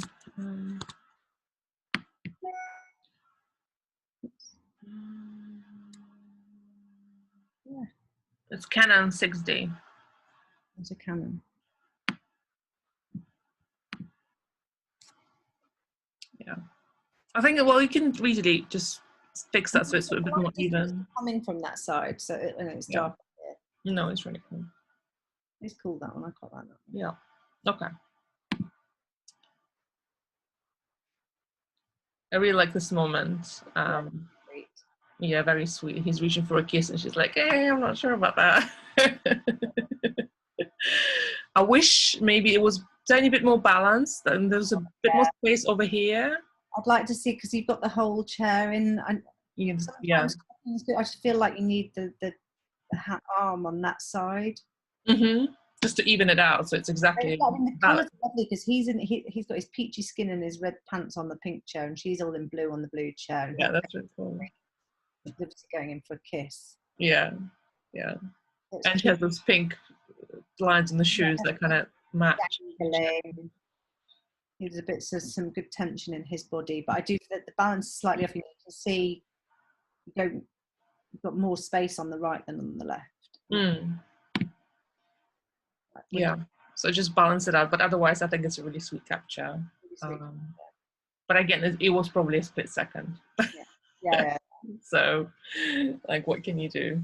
But again, like this is definitely a picture you will definitely put it in the client gallery. You will definitely put it on the website. Yeah, I put this on the website. Definitely put it on the website. It's just like if you were to enter awards or anything like that, they will pick on that as well. There's a definite moment going on there. Yeah. Which is one of the most important things. Yeah, there is one there. You can, you've got three elements really to documentary photography. You've got light, moment, and composition. Yeah. And a good photograph, if you've got two of those, it's a good photograph, and you've got definitely a good moment going on here. And the light and the composition could be really great because you've got the two colours. I mean, it's good. Yeah, it's just not that. Jenna is saying in the comment that of course the others had the whole chair in, but the kissing motion wasn't as good. Yeah. It's always typical, right? Because you probably caught that moment and then thought, oh God, I'm going to correct that, and then the moment doesn't happen again. Yeah. But yeah, it's cute. Exactly. She said exactly. Yeah. But it's like, it's just like that, as we say, like it's a good picture. So as Emma was saying, there's 3 elements, right? If the 2 of them come together, it's a good picture. If 3 of them get together, that's a brilliant picture. And then you could like do more with it. Right, next up. It's a lovely moment between dad and daughter, I guess. Daughter, doesn't it? I do like looking up over. Yeah, it's a very like, when you have a baby, that's what you do, right? Yeah. And it is unusually for a baby, the baby's locked on eye contact to the camera, so it's actually like a portrait of that little baby, really. Yeah, it's kind of like she's not engaged in the moment with the dad, but she's looking at the camera. I actually don't like that. I like more natural, but then again, like, it's a really kind of jarring thing, probably, which makes it unique. And because of the way that you're looking up over the dad's shoulders, the arms are really pointing up to the baby as well. So there's leading lines, going into the baby. Just in her own arms as well. Yeah. It's like a little starfish. I would actually like see if it's better in black and white. I was wondering as well, because there's nothing particularly. There's nothing colourful. Because the light's a bit flat, so you can add a bit of contrast if you add the black and white. Yeah, that looks better, I think. Yeah, that looks better. And then I would like to see some emotion in her, but again, like, I had a child who was completely emotionless as a baby. Yeah, no, that would give, if she was looking at her dad, she'd probably start giggling a bit more. You're looking at this, blood brick in front of your face. By the weird person with the camera who she's seeing. So you can, but again, this moment could easily happen over and over again. Yeah. So keep going. Yeah. And like it's clean. It's it focuses on the baby, so that one's good. Right. Next one. So this. I didn't see, like, you saw what was happening. I was like, what's happening here? I don't understand. But Emma, you, like, straight away, you said, that's what's happening. Pork sandwich as it's falling, which is really cool. And obviously that's not going to happen again. So it's got what you got. But if you'd had the time beforehand, and things could be amazing, like if the dad was reaching more for the sandwich because his hand is a bit limp, the little girl's hand could be up a bit more. Her face. I think I'd be tempted again, like I said, you've got this isn't going to happen again, but if you'd perhaps had some time beforehand to think about the composition more, I would definitely go lower and look up, because the expression on her face and what she's doing is the story. And you can't really see her face here, but if you're looking up at her face and seeing her chucking the sandwich on the floor, you might then also lose this overlap of the dog's nose over her knee, which is a bit distracting for me. And the dad's hand touching the cup and things, the boy drinking over this side, that's good that he's framed quite nicely in that corner. It doesn't need to be there, by the way. Like, he's not really adding much to the thing. But I do like the fact, I think he kind of does need to be there, just because otherwise you wouldn't see, if you cropped in close to the girl, you wouldn't see the sandwich in this angle. And I like her wellies. I like where the dad is in the frame, the edge tension is pulling you in, and his arm is pointing down to where the sandwich is, so it's leading into there. But I would like to see his whole boot in the picture, or lose it completely, and as you said, like, frame from bottom up to the sky. And I wonder if there's a moment after she dropped the sandwich where everything just broke completely, and she was like, nah. And then you could have been down there, because you can't anticipate her dropping the sandwich probably, unless it was the tantrum. But then once that happened, there was probably a lot more tears after that. What's the aperture and everything on here? Because the background's quite distracting on this as well. I don't know whether you could go. Oh, 1 second. More compression. Oh, I can't see it. Okay. And the thing is, if you move around to get that silly pylon out of the head, the dog is blocking the girl, so you are limited by what you've got. But like the image we were talking about with Sonia's, you can't always fix things. Yeah. Italia is making a comment. The dog kept looking at her eating, and then waiting for her to try and snatch it. Then the little girl dropped it. Okay. Did the dog eat the sandwich afterwards? Yes. Yeah. Okay. Did you get a shot of that? That's what my dog would do straight away. Would go and eat the sandwich.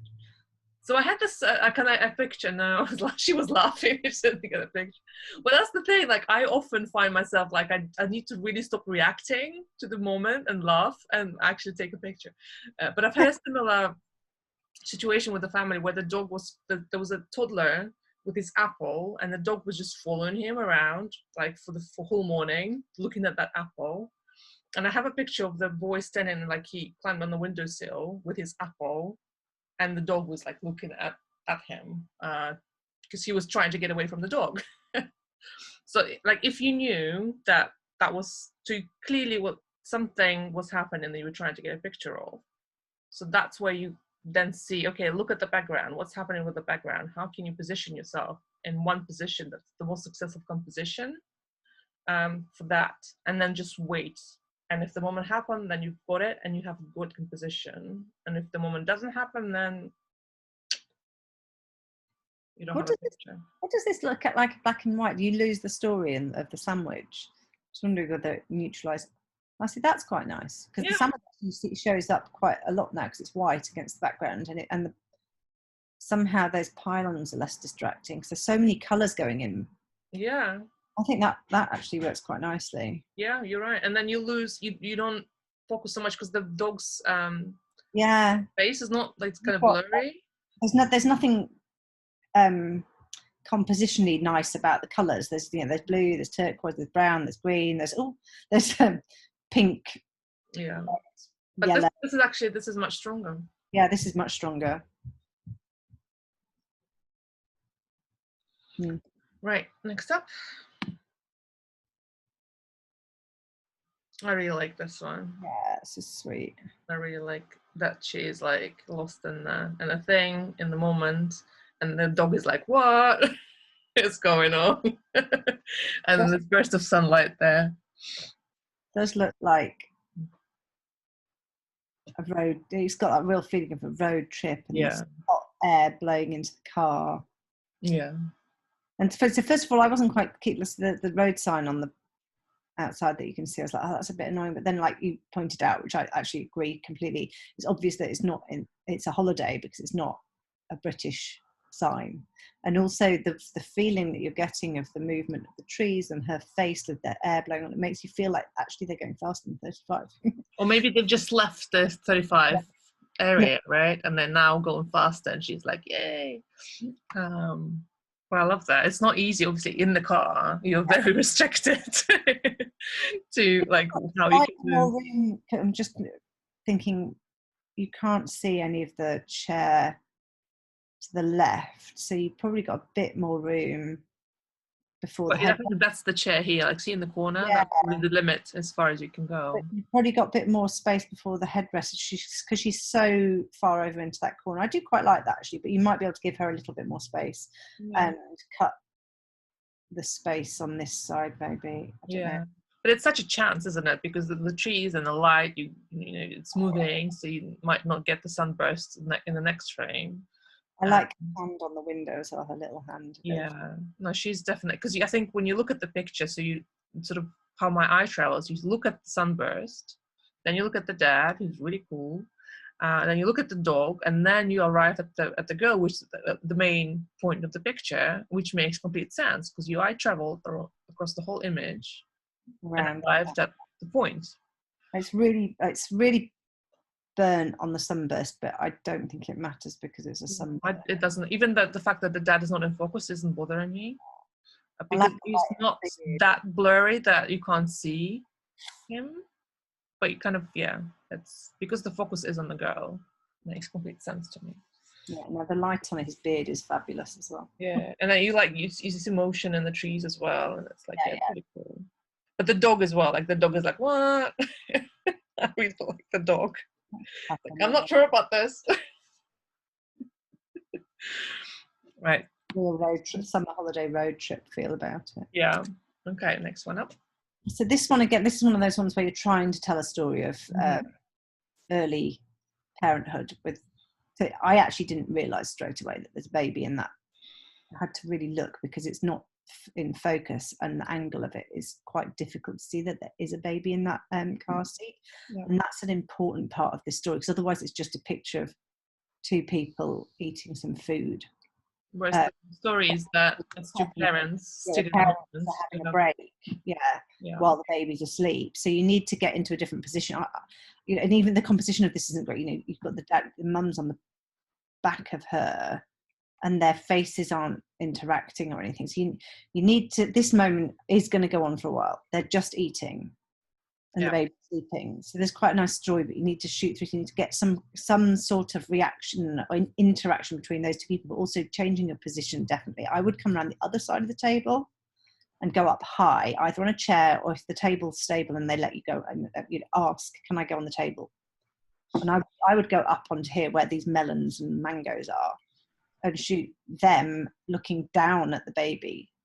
So the baby kind of then ends up in the middle here. In the middle of it then becomes the middle, and the parents are sort of either side of it eating their food, especially if they're animated and talking, and you can spend some time on that. They're going to be there for 20 minutes at least, so you have all the time. And even if the baby wakes up and is crying and they're still trying to eat, that's also a story. The baby's crying, but because the light is there, so like this wall is really, there's lots of, obviously it tells a story about what their house looks like, but that's quite red and distracting. But whereas this here, and then if you're shooting through the parents down to the baby, you've got a blank wall there, so it's going to clean up, and it's because there's quite a lot of mess on this left hand side here with the bottle and the vegetables, fruits, whatever it is, and the washing frame behind, and they're all parts of the sort of everyday life, but they're not contributing to the image or the story in this sense. Can't see it, and it's just distraction. So you would kind of grab the shot as it is, obviously, right? And then you start moving around and try and figure out. And it's weird sometimes when people are eating and they feel weird because they're eating and you're not eating and you're taking pictures of them. But after a while, it's fine. The parents framing the sides of the picture eating their dinner, you don't need them to be particularly sharp, and looking, you can focus on the baby and the massive baby toy and the massive baby car seat and the teeny little baby and all the paraphernalia and the big stuff that comes from having a teeny little baby and how it takes over your life.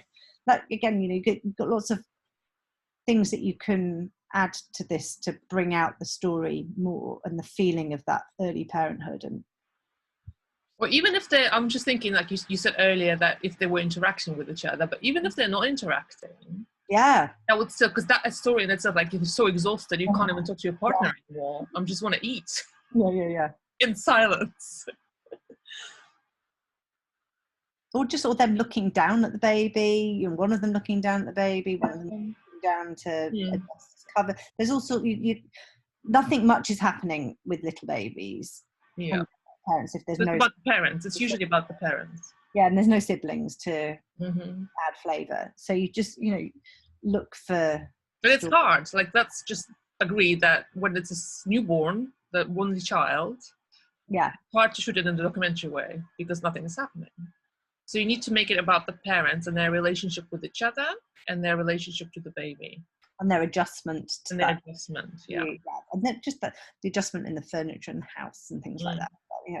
But there's lots of things you can do here to strengthen the composition of the image, but also to tell the story better. Because there's not so much of a moment here. No, it's okay. Next one. So we like the framing of this. I like the way that it's being shot through the kite. And the tension there in their hands and their faces. Right? And they're looking up, both of them, that sort of father and son moment, looking up at the kite, and then you're catching through these two, presumably mother and other child over there. It's a shame that doggie's being cut by the string. Bad dog. A slight teeny weeny move to the left might have caught that. I think so. We were worried about the focus on this one was concerning. Oh, yeah. What's the settings on it? Because the guys at the front aren't. It's It's F9.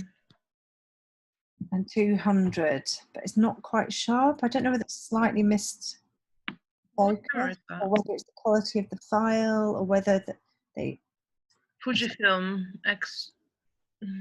Yeah, I don't know much about Fuji, but yeah, I can't see where the focus is actually.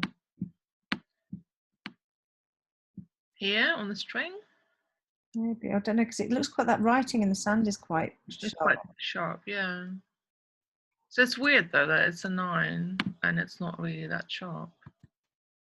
It's 23 as well. 23 millimeter. Oh wait, magic black and white comes to the rescue. You can put a lot more clarity in black and white.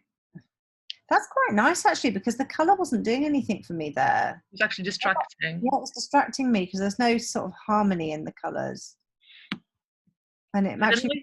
I don't know if you shot it like this or not, but like I really hate horizons that are just off a little bit. Obviously, now we've losing his head, but if you I quite like that loses that little bit of air that's between his neck and his shoulder. You know, I don't want to do that. But like, if you have, I don't know, if you cropped it already or whatever, then maybe you can fix that. Yeah, my horizons are always like that, and I always end up having to. I don't know what's with my hands that I can't shoot a straight. Especially when I'm doing portrait. When I do portrait, it's honestly, it's like I don't know. It's like you're tilting all the time. Like, diagonal the whole time. I have no idea. It's one thing I really need to force myself to do portrait shots. Yeah. I just don't see through the camera that way naturally. I find it really hard to shoot a good portrait orientation, and they are always really wonky. Yeah, but I've learned that I do that, so I try and leave a bit more space. It's sort of not that I'm thinking about it all the time, but it's just subconsciously I've learned that I'm gonna have to crop it anyway a little bit. So yeah. But actually in black and white you don't really see the horizon that much because there's no color. Yeah. You don't see that it's slightly tilted. So I actually like it better in black and white. I like that because you've got the darkness of these figures and then the sand on this side, so you actually see the... And it doesn't really matter that the dog is cut almost, like it doesn't bother me as much. I see those figures in the background almost more in black and white. Yeah. And I wonder, Alison is here, I think. How long that moment went on for? Like, did you have time to adjust or not? Well, they were swinging for a little bit, and the thing is, because it was so windy, the father and son kept moving. Obviously, I mean, they were moving, so it was hard to get them in the right spot. Yeah. And I don't know what happened to focus. It was raining, so I was, trying to clean the lens off, and like the later shots had spots all over them. So yeah, I was trying to get because that's the wife and the other son, trying to get them. I really like that. I was like, oh, that would be cool. Yeah. But I don't know. I mean, I'm disappointed because I do think the focus was off, and I've tried to. I would still definitely. I did a bunch of them, but yeah. What's that? I would still definitely include it in the gallery, even though the focus is very slightly off, because it's a really cool moment, and it's all four of them in the frame, and the dog's there, and it's a cool. No, it's definitely for the family, it's a very successful picture, and the black and white hides a lot of sense. Yeah, no, I was like, oh, I hadn't even thought about black and white, but yeah, you're right. And I think it's so hard to do kite photos, so I thought this kind of had, you could tell that it's a kite. Yeah, I really like that you've not included any of the kite apart from, but the concentration on their face and their hands, the dad guiding the son. Just about their relationship. It's not about the kite. Yeah. Great pictures. And I have to say, I hadn't been taking pictures pretty much the entire lockdown, whatever. And I went, this is my friend's family, and I love being with them because there's always something, kooky that happens. And this, I was like, I know this was the most inspirational, time that I'd had, and that was just a few weeks ago, and I was like, oh, this feel like I could feel it again, you know? Yeah. So this day with the kite, it was like the wind was crazy and it was raining and we were just all outside at the beach and no one cared. Yeah, I love the moment between the father and son. It's a really lovely fatherhood image. Yeah. Yeah. Well, thank you. Yeah. That's what dads like. They're kind of, they're doers and they help and they play. They're not so much the comforter and the, you know, that. Right, exactly. No, really I tried this and it's really hard. It's one of those like trick kites that you could use for, or what do you call it, like windsurfing or something? I don't know. Wow. It was huge. I tried it and it will pull you over. Well, especially when it's windy, they're so powerful, aren't they? You can be, yeah. You have to be really strong to hold it. Yeah. Well, thanks. Really cool. Yeah. Thank you. Okay, next one up. Right, I love this. There's a really lovely moment with this family, and the mum and all three kids, which is rare. Yeah. I love the angle of the two girls and how they are pulling you in to the mum, the angle of their feet, and the girl on the left's got air and the little girl on the right's got the most cutest expression and her daisy chain in her hair. Yeah, really cute. Even the dad, I mean, so one of the things I'd like to see is a slight move round to the left so that the dad's actually out of the picture, but I do like his expression. He's looking really lovingly on at his family, which is really sweet. So he's not spoiling the picture, but you can improve it. Yeah, but because so here you've got quite a wide depth of field, so he's still quite in focus. So I'm finding it a bit distracting with the girl overlapping with him, but also like more the background with the fence and the swing and the houses. Mm-hmm. That's distracting me more than the dad, because the dad has got a really lovely expression on his face. If you move slightly round to the right and keep shooting this moment, round to the left and keep shooting this moment, so you're kind of aiming in the corner there. So then the fences are going to be pointing you, your leading lines of the fences are going to be pointing you to the middle as well, and you're hopefully getting separation from the dad and the swing, or even they're not in the picture anymore. Mm-hmm. I would also use a shallower depth of field, I think, from here. Yeah, I don't know what is there data here? No, there's no information. Actually, if you use a shallower depth of field, you're going to get more distance separation from the background, but also you're going to be able to get your shutter speed up, so you're going to definitely be capturing that action of the girls as they're swinging around. But then the other thing is, you know, it's like we were said, what's the other one we were talking about earlier, where the little kids on the red and the blue, the pink and the blue chair. Oh yeah. And you might never get that lovely expression again of that little girl. But equally, at the moment, the best expression is her by far. So you could keep on shooting and see if you get a better expression of the mum and the boy in the because his face is a bit awkward in this, and the mum's looking down, and it'd be lovely if those two were looking up back and throwing their heads back and laughing. I think the mum is kind of going, oh my god, why did I agree to this? I think that's what she's going through her mind. Is that sorry? I think the mum is like, why did I? Yeah, that's true. That would totally be me. It looks like she's clinging on for dear life, doesn't she? Yeah. I don't do. The background is so distracting. Yeah, Vitaly saying she was getting dizzy. Yeah. What happens if you put it in black and white? Just because it's like the colour's not doing anything and the background's so distracting here. Does that improve it? Let me see. Of the kids. Not really. I don't like it in black and white because I like colour here.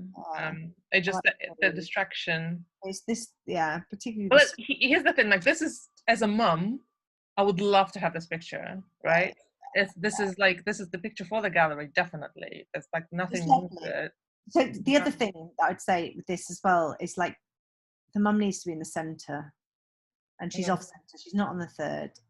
So again, that's another just just adjusting, because they've probably done it like maybe I don't know, for a few minutes.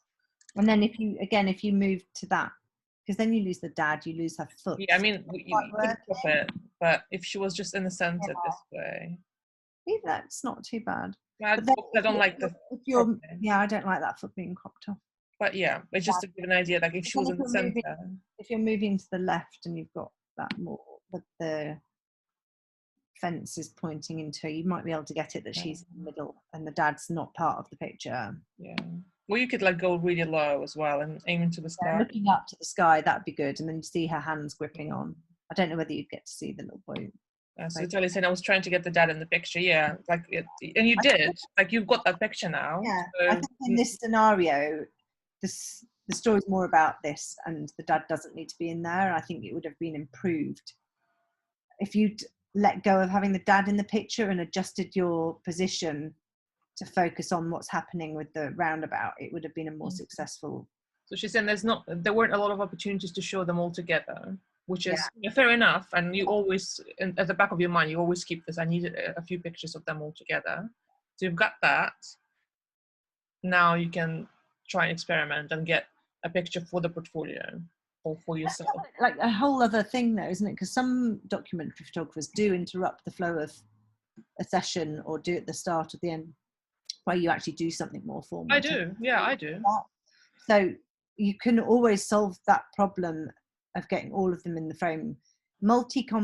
Subject images in documentary situations are much harder to achieve really well. Really difficult. So it's nice to try and have them, especially the bigger the family as well. You've got more people to try and get in. It's easier when they're smaller kids because then the parents are kind of working as a team. But I definitely noticed that older the kids get, the more dads kind of just there's no need for two parents. Yeah, do things at the same time. But don't feel like just because you think of yourself as a documentary photographer or a family documentary photographer, or it's like a natural session, that it's not wrong to do an element of something more formal at some point. Yeah, definitely. I either do it at the beginning or at the end. Or maybe you always do that. I don't know. Certainly, yeah. So. And then actually, if you do it at the beginning, if you do a portrait of them all together in the beginning, then you kind of tick that box, and they are kind of content that you've got that picture of them all while everyone is clean and and not tired and all of that. So that happens, and now they can go play, and then they'll be much more relaxed. She's got a gorgeous expression on her face, that little one there. Yeah, I love the daisy chain. I love how to do them. I used to know how to do daisy chains. And you put your nail through the stem. You need a nice long stem. I never did. Like in Russia, we didn't do that stuff. We just used the flowers. How do you do that? I don't know. You braid it, and you kind of put, and then I keep braiding it. You have to have the stems. Because it's really difficult when you're doing the hole. Then I never know what to do at the other end to join them back together again. I used to know. But do you use grass and then braid the? Oh, well, we probably like the daisy. They have bigger daisies, not the tiny ones, or dandelions when they're yellow. So we do them, and nothing. You just braid them, and then at the end, I can't remember what we used to do. We tie some sort of knot at the end, and you just wear it round. I'm gonna Google that. That sounds really. Anyway, moving on. Cool. Construction in full swing. Yeah, this is cool. Like the moment in time. I really like it. I like the fact. Wait a second. What is that? Oh, it's just a socket. Yeah. Because it kind of looks like other people, like a mirror or something. Oh yeah. Them standing. What's bothering me actually is this mirror on this side, because it's really bright. It make you look at it straight away, and it's cut off. Mm-hmm. And it's actually a cool shape. It's a nice graphic shape. If you'd have just slightly pulled back or moved over. Because you don't need all that space here, right? You can just a little bit, but then he will block them. But then, and also, I think, what's the aperture on this? I think there is 2.8. I would have made it a narrower aperture because I like him scratching his head and the expression on his face, and I would like to. What's going on in this house? Layer. It's really complex. I think layering with things that are more in focus than layering with blurred leaves or grass and stuff. If you're layering more in a more complex way with bodies, a bit like the one we were talking about with Sonia Stitch's photograph earlier, it's just the dark conditions made it difficult. I think on this one it's bright, it's clearly daytime. I think you can put your aperture, and there's obviously light from those windows here. Yeah, well, you can see it's daytime from the reflection and the light coming in the background. I'd really like to see his expression more because it's on 2.8 and he's so close to the lens and the focus is on those guys in the background, he's really thrown out of focus. Well, alternatively, you could adjust this. Again, it could have been a split moment. That shoot through his, like zoom in and shoot through his hand here into them. That's another option. Then you can blur him out. But I do like the way that they are framed by this. No, I do, in front of it. It definitely tells a story of what's going on in the house right now. But if it was like 5.6 or something, I think it would have been. He'd be more in focus, and that's because he's looking really cute there. So it's like, you know, the picture with the dad in the car, like he's slightly blurred out, but not so much that you can't read him. Yeah. So it's kind of the same. Like I wish he was less blurred out here. Because he's quite a big percentage of the photo, yeah. And it's not like part of his body; it's actually his face. If it was kind of his arm and his t-shirt, quite so bothered, but because it's his face and he's got quite a cute expression, he's itching his head. He's got all those curls, which are really lovely. Yeah, and I like that the baby's pointing outside. That's really nice. And of course, that's like a moment where you've taken this picture and he's pointing, and if you then think, oh, I'll change my aperture, and that point won't ever happen again. Yeah, I know. I like her dungarees down as well, and she's got a swimming costume. And he's got a swimming shirt on as well. Yeah. So rash vest, isn't it? Yeah. That tells you a bit about the time of year. Yeah. That's a good family history. Sure. Okay, next one. Love it. This is like they've got lots of like where it's blue and pink. So that's one of Charlene's with the girls on the. Yeah. Then you had those two chairs which were blue. I think we could actually put a gallery, a blue and pink gallery together, which would be really strong. Yeah. But it's interesting, like actually like a social kind of like commentary that it seems to be divided, like there's blue and pink stuff everywhere. What about other colours? What happened to the other colours? I can't stand this blue colour, like it's raspberry, isn't it? Normally you get slushies and it's just so artificial. My kids love it. And I'm like, don't get it. Look at the colour of the tongue around the lips. The blue colour apparently doesn't appear in nature that often, so. I love that. And even that girl in the background, you can see her teeth are blue. Yeah. What aperture is that? Can we see? It's 6.4. Okay. Well, you're really close to this girl, so even if it's a wide aperture, it's going to throw it out slightly. But it's enough of the information. It's a close up. It's very clear what she's doing, and she's a lot less blurred actually than the boy in the picture before. You can really see her features and so you can read it more. And I like that they're both wearing caps there. Again, it's a really clear summer image. Yeah, I think that the only thing that's bothering me is the slightly crop on the hands. I would like more of the hands, maybe somehow. The other thing I would like, just a bit of tension, is at the moment both of them have got the lolly slapped onto their tongue. I wish the girl that's in focus her tongue was not quite touching. Oh, like just reaching to it. Okay. So that it gives a bit more tension then. Yeah, and I guess, again, being nitpicky, I don't like that random limb in the background there. Yeah, it's just blurred enough just to... Yeah, but it's just like, it's one of those things. Yeah. I think that's the ice cream van in the background. Yeah, it is, yeah. So that actually adds a bit more. Or alternatively, you could like completely tilt to the sky and see like just blue sky, blue ice cream. Yeah, if you slightly went to the left, you might still get both the girls in and lose the arm and look up a bit more. Yeah.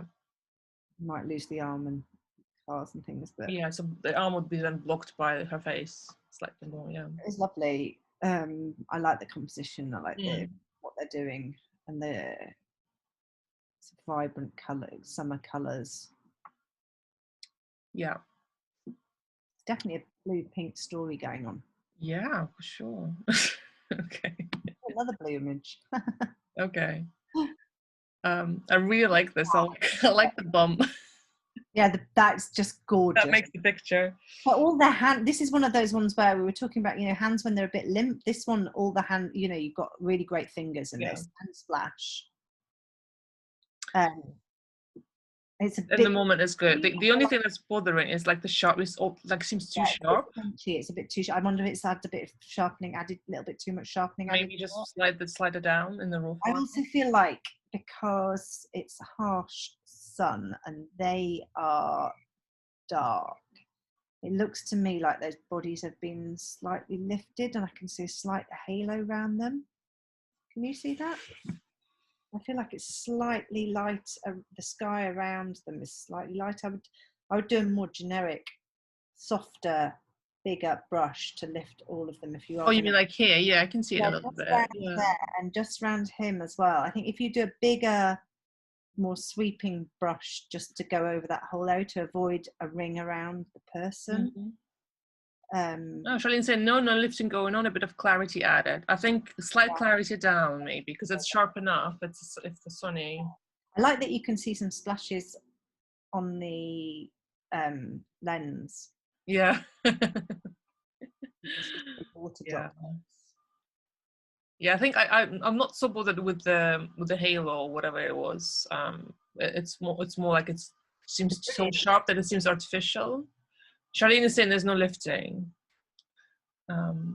It's just how it was. This one, like said, the horizon's not quite straight on here, but for this moment, just because the angle that you're shooting at, it works. It doesn't matter. It doesn't matter at all. Yeah. Happening, and that isn't distracting me. I quite like that. It adds a bit of dynamism to it. I think because Dad is kind of straight, like he's the straight line. It kind of doesn't matter then. That's cool. I love that.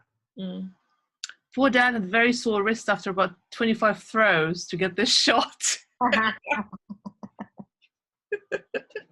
Who needs a gym, right? When you have kids. No, that's a really cool picture. I would just like slide the clarity down. Like with anything Sony, you don't need to add it. And for me, it was an adjustment to stop adding that. Yeah. Right. Love the colours in this. This is like a really soft kind of like really nostalgic. Really almost ageless. Yeah. Let's picture this. Yeah. I like her hesitation here, that she's like, I'm not sure about this. The way her shoulders are slouched forward and her fingers are forward. It's really lovely. Yeah. So I wonder if you can slightly crop it. I love the way that you can't see any sky, but there's a bit of just slightly completely loose. So it's just water, so you don't know where it ends. Those reflections, the turquoise. Again, you've got that lovely blue and orange. I think we've got a blue and orange theme going on through here. That turquoisey blue and the orange of the two. I love that those two boys are next to each other. Those orange. Yeah. And her reflection and the reflection of the sky through it's really pretty, that. Yeah. I kind of wish that she maybe glanced at the boy that is looking at her. Yeah. Or there was a bit like, I like her hesitation, as I said, like that she is not sure, and they're swimming. They're like, come on. Just a little bit more something there. I feel like it's shot in the 1970s, this. It does. I think it's the colours. Yeah, I love the muted colours. It's really beautiful. Yeah. I like the doggy paddle, the one at the front. It's like slightly drowning. Yeah. It's either like, I would also almost say like, it either needs to be completely anonymous, then there's a little boy kind of looking that way, or there needs to be something happening, some sort of interaction. Yeah. Yeah. No, I really like it. I like the colors. Yeah. Good one. I wonder if there was more in the series though, like if there's anything to choose from. Well, it's tricky because obviously you can't, I don't know whether there's a dicker pack or some water housing or something, but well, you can, this one you don't have to be here. If you go the other side to get the faces, you're not going to get the lovely water filling the frame, because you'll get yeah, you'll get the shore. You go the other side of the little girl, so you see the faces coming towards you. I really like it though. It's like, sometimes you just like it. Right, next one. We have it's almost 2 hours, but I think we should finish. We only have like 6 left. Okay. Yeah. So this is cool. I really like it because it's like, what's going on here? I like the idea of framing what's happening through the window. Yes. And again, that's such a kid thing to do, isn't it? Just to flop like that. For me, just because of all the lines, it's a bit wonky. I definitely would crop that leg out. Yeah, that leg there. There's a lot of space on that left-hand side that's not really doing much. We bring it more so you get the legs on the third. and then move it up so we don't get so much of that black space at the bottom. Does that make it stronger? I don't know. I quite like a little bit of the doorway there. That's too much. So I'd leave that. I would just like crop it, maybe half of it, like at least lose the leg out. Yeah. Can you move it up then, so that we don't get that wonky line? Yeah, that's better, because then you don't get that wonky door line. Yeah, I think that tightens it a bit. Taking that those because there's nothing happening over there, but my eye was being drawn to that side because of the leg and the wonky door frame. Yeah. I think there's a story, and you kind of wonder, like, that's this child alone there. There's no one else. Not much. You're left to wonder in this one, because there's not too much information given, and that's quite a good thing. Sometimes it makes you. It's nice and sharp on the feet. I think it's nice. Yeah, no, it's a good, just a little adjustment there. I do wonder what it looks like in color. If there's like lots of greenery, and then the legs are because this will probably be quite dark in the front because it's the shadow from the inside, and then I guess that's all green, but you might find that she's got bright pink leggings on or something, which we can't we don't know, but yeah, I think it's really cool. It's like one of those unconventional images that definitely look good, like in the whole gallery or in the portfolio, just to break up the stream of portraits and happy kids or whatnot. Like it's just a bit more weird. Yeah, a bit more weird, and kind of shows what sort of stuff you like. And it's such a typical thing for kids to do. I saw that one. There's the Allisons at the beginning where one of them was upside down on the bed. Yeah, it's kind of this upside down, aren't they? Really how can this be comfortable? I do not understand. Yeah. Seriously, I would get a migraine if I did that. Yeah. Right. Excellent. That's the sign of the times. Yeah. A haircut. My child refuses to get a haircut, so that's interesting. I would slightly bring that in. Yeah, I don't like that. The space is not doing anything here. So we get covered at the bottom. But to give Mandy credit, this is her with the baby and the camera. I like though that from her point of view, that you can see her in the little one. She's clearly taking the photo one-handed here. Yeah. I do like all these pops of red. You've got the red pants on the little boy. You've got the red chairs, the red on his collar, the red on the face shield. Yeah. Thing, and it so I'll just straighten it a little bit because it was a bit wonky. There as well. His face is right on the third, and he's got such a grumpy expression. It's great. Yeah. He still has those light bulbs around the edge, which is nice. Yeah. So now we'll fill the frame. There's no dead space there, and we can sort of the eye travel. Negative space is good, but sometimes it's not doing anything. Yeah. And if it's compositionally adding to the frame. But there, I think this is tighter with him on the third down. Yeah. This is just a nice layer. You don't need this to be any more in focus. It's adding a layer to the image, and it's a repetition of what's happening in the mirror. So yeah, exactly. So yeah, that's fine. What is it? Does it say it's 2.8 again? Okay. But that's fine because that's where the action is happening. As you said, the color repetition really adds to the picture, even though it's just random splashes here. But it really. And you've got a literal frame that you're using as well with the mirror. So it's frame making, framing the action there. Love his face there. Yeah, I love his face there. I really like the cloak they've got on with all of the brushes and hair dryers and things and combs. Cool cape. Yeah. Interesting though, because my hairdresser said they have to wear disposable, and I had to wear a disposable apron. Yes, a friend of mine just posted on Facebook last night, and they've got to wear 2 masks now. They've got to wear the mask and the shield, otherwise, and disposable aprons. Or they get fined or something. Or they get fined £3,500. Anyway, moving on. And they have to change them. The apron. Yeah, between So it's a lot of waste. Yeah. So much waste. That's really cool. That's like an interesting way to photograph sort of the sightseeing kind of pictures.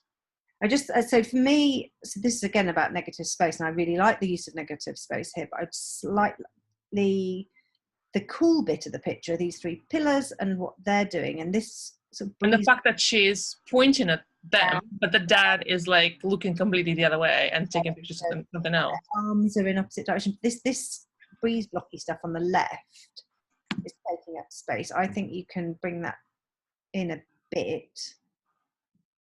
Yeah, and that tightens it for me. And I wish, again, like it could have never happened, but like if the dad was literally more in profile, so his back was kind of turned to her completely, and we could see that he's actually holding a phone and taking a picture more. I mean, we can guess, but it would be nice if it was a bit more pronounced. That would like lift it even more, I think, for me. I'd like the fact that you see the mountains in the background, and this is like it really gives you a sense of space. Bright sky. I mean, it's not easy. It's the middle of the day. It's not easy to take a sightseeing type of picture in a documentary way. Really difficult. Yeah. Include like people in it and the landmark, and so it doesn't look like they're just walking around. Harsh, strong light. It's a good way of dealing with harsh, strong light, to do this sort of silhouette-y type. Yeah. So you don't focus on the face, then it doesn't matter. Yeah, exactly. You're further away, so the features of the face are not. And in this case, because I think it's Turkey. I think Charlene was in Turkey. Is harsh, strong light. That's the part of the story that it's and it's bright. So you want to include that. But now the sort of repeating 3 columns, and they're on that third. Yeah. The little girl and the dad are on the sort of third. You can even maybe like put it in the third there. It's just that that bit was a bit. Sometimes when you're doing a negative space, it's like you make sure it's not something that's ugly and distracting. You've still got a good amount of negative space here. Oh, Charlene's added comment. It was an empty historical site due to coronavirus. I think that's why I kept it so wide, to show how empty it was. Yeah, that's true, actually. Yeah, that's true. Yeah, that's a different perspective. Yeah. We've just come back from abroad, and it was really empty. Lots of stuff that would normally be busy. We went to Prague, and I've never seen Prague so empty. There's King Charles Bridge, it's really busy all the time. It's like a moving caterpillar, isn't it? Like just throng of people, like you can hardly make your way through. There were 10 artists. Okay, you have to share pictures soon. It's like there was literally no one there. Amazing. Yeah, I want to go somewhere now. Yeah. Anyway, let's move on, because I'm very jealous of all the traveling that everyone's doing. Okay, that's a really lovely capture of them playing. I think I love the expressions. I love especially this girl's. But I really am annoyed that the feet are so close to the edge. So that's something and something that happens a lot, and that you kind of have to adjust yourself and remember to either commit to cropping it above the knee, probably. Even at the top, it's tight here, because if you're framing that, as soon as you put that in a frame, you're going to lose the edges. You lose about lose the edge of the head at the top. Or something, yeah. Because you lose about 3 millimeters. Yeah. And it would suddenly look like that, which then no sense, yeah. Or if it's a canvas, you'll lose even more because it wraps around. Yeah. And I don't ever do canvases, but I remember early on getting the advice that you want to leave space around to allow for canvas wrapping. And that stuck with me. But yeah, even like with anything, unless you're getting something done on some acrylic or something like that, but even then there's fractions that are taken off. Yeah. It's just like yards. A photo mat, you've got to stick the picture behind it. So you're losing 3 millimeters around the edge all the way around, at least. And 3 millimeters on that, you've lost the edges of their feet. Yeah. So if you want to show them playing with a skipping rope that way, you really want to allow more space, basically, and show that. And I think, given it's a garden, you probably have a lovely moment. They're really, really lovely and sweet. And then once you've got this lovely shot, which is really, I mean, if there was more space at the bottom, this would be a lovely picture for the grandparents love. Yeah. I mean, again, this is the picture you will include in the client's gallery, even though the crop is not quite right. Like, that's fine. You'll still put it in. Then once you've got this, you start adjusting. You start trying to get it. And again, that's just a sort of moment where you've got a little bit of time. They're going to be doing this for a bit. You adjust it. You get more grass. Then you start doing different shots, like focusing on just the feet, the legs that are tied together, the skipping rope. You look up at their faces. And, they're cuddling, arms around each other, and maybe when falling over. One thing I kind of actually don't like that she's looking at the camera. So yes, that's to be lost in the moment. Unfortunately, she's got eye contact, which slightly spoils it for me. I love her hair swinging over her face. If that had swung a bit more and you couldn't see her face at all, that'd be yeah. But yeah, it's a shame she's camera. She's doing it for the camera, yeah. Whereas the other one is completely lost in the moment, which is so lovely. Her parents or something over here. Yeah. And like kids like, not always, but often they're quite repeating stuff over and over again. So that probably did happen. Oh, Vitali's saying, those are my kids. They're always looking at me. Okay. They're cute. They're really cute. Yeah, I actually have to tell my son, like, because with him, because he's the only child, there's only so much I can do with him documentary way. Because there's no interaction with anyone. I actually have to tell him, like, stop looking at the camera.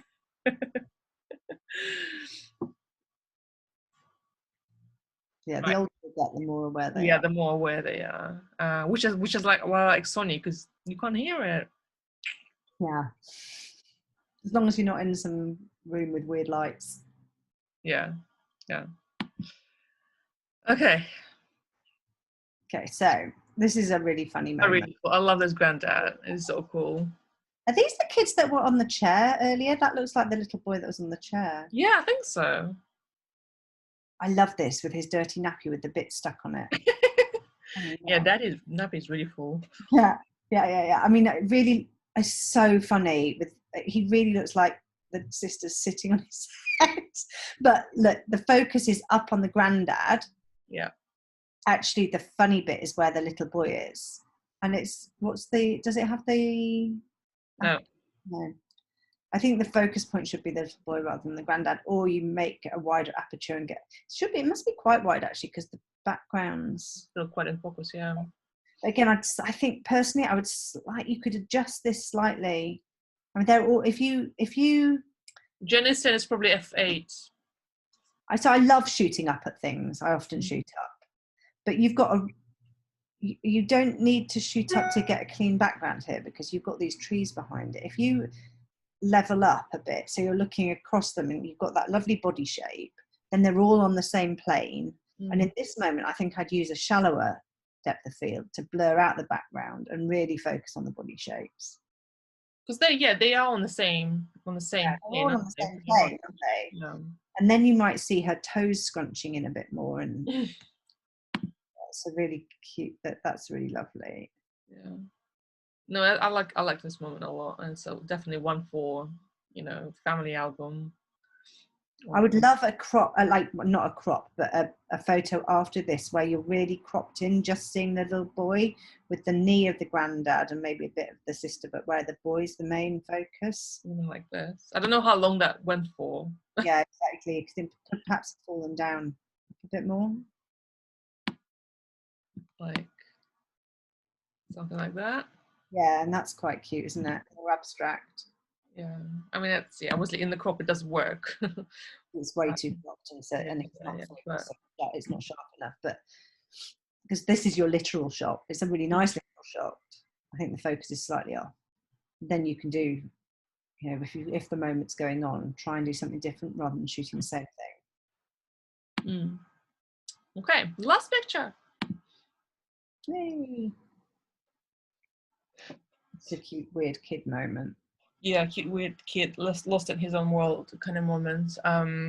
This must be on something like a 24mm, yeah. Because of the weird exaggeration of that arm that's coming up towards the lens. Yeah, it kind of goes against the rules of like, don't need even shade, don't use spotty shade. But in this scenario, when it's a wide shot and it's more environmental, yeah, that actually really works. Coming enough into that patch that's a bit more light, where he's got some light on him. I like the angle of this. It's slightly. Well, I just realized that maybe it's bothering me a little bit that it's not straight. I like the way that that's straight. I think back there into the road is leading you out. Yeah. So he's lost in his world. Yeah, and there's no one again. Like there's no one around, right? Yeah. And his shadow and arm are sort of following up in that direction. Yeah, the only thing I wished for, and I guess it's Mandy's pictures again, like she was probably holding a baby in one hand and taking pictures with the other. I wish there was a shadow. His other arm was positioned in a way that was given another shadow there. Really mad, isn't it? Like, it's so clearly, it's not even like he's holding it close to his body, but for some reason it's not getting a shadow at all. So weird. It's the angle, yeah. But yeah, I think it's a fantastic, and it kind of tells more of a story again, like Charlene's picture in the ruins, like there's no one around. And he is completely like imagining something. Is it the planes that he's imagining? Because I know he likes planes. He's flying away, but it's a really cool picture, unusual one. And especially, I think, like as a mother, just one child, it's really hard to take a good action shot of one child. And I think this one's really good. Yeah, because it's not a stationary portrait at all. He's in the moment, isn't he? Yeah. I like that strong light on this. I think that adds atmosphere to it. It's an interesting switch, isn't it? Because I used to hate this sort of light when I was shooting more lifestyle. If you're trying to do sort of lifestyle portraits, yeah, that's just the worst nightmare, isn't it? Nightmare. But this is a good way. It's a bit like, again, the same one that you were talking about, that strong light that Charlene was using in the ruins. Just go with that strong light. You get lovely saturated and get wider. Lines. Yeah. Actually, I just noticed that's really lovely light on those fernsey, isn't it? And the cow's parsley. What aperture is this? There's 2.8. But it's a 24mm, so it's more. Yeah. Okay. Is anyone who's still here has any questions? Shoot them while we're still here. We're gonna post this in the group for anyone who didn't catch it in the beginning. Eventually, once it saves and uploads and stuff. And next time we're gonna figure out how to stream live. Yeah, I just wanted to say thank you. I was in the car for part of it, so I couldn't really respond, or I didn't hear some of it, but it was nice to be able to see all these and appreciate your time. Oh, thank you so much, Alice. I'm glad it was helpful. Right, I'm gonna stop. Let me stop. What? Let me press the right button here. Stop share. I think. Yes. Okay, cool stuff. And I'm gonna end. Let me pause. Thanks for your time, everyone. Thanks for your time. Yeah. Hopefully it was useful and helpful to hear other people's point of view. Yeah. Thanks, Alison.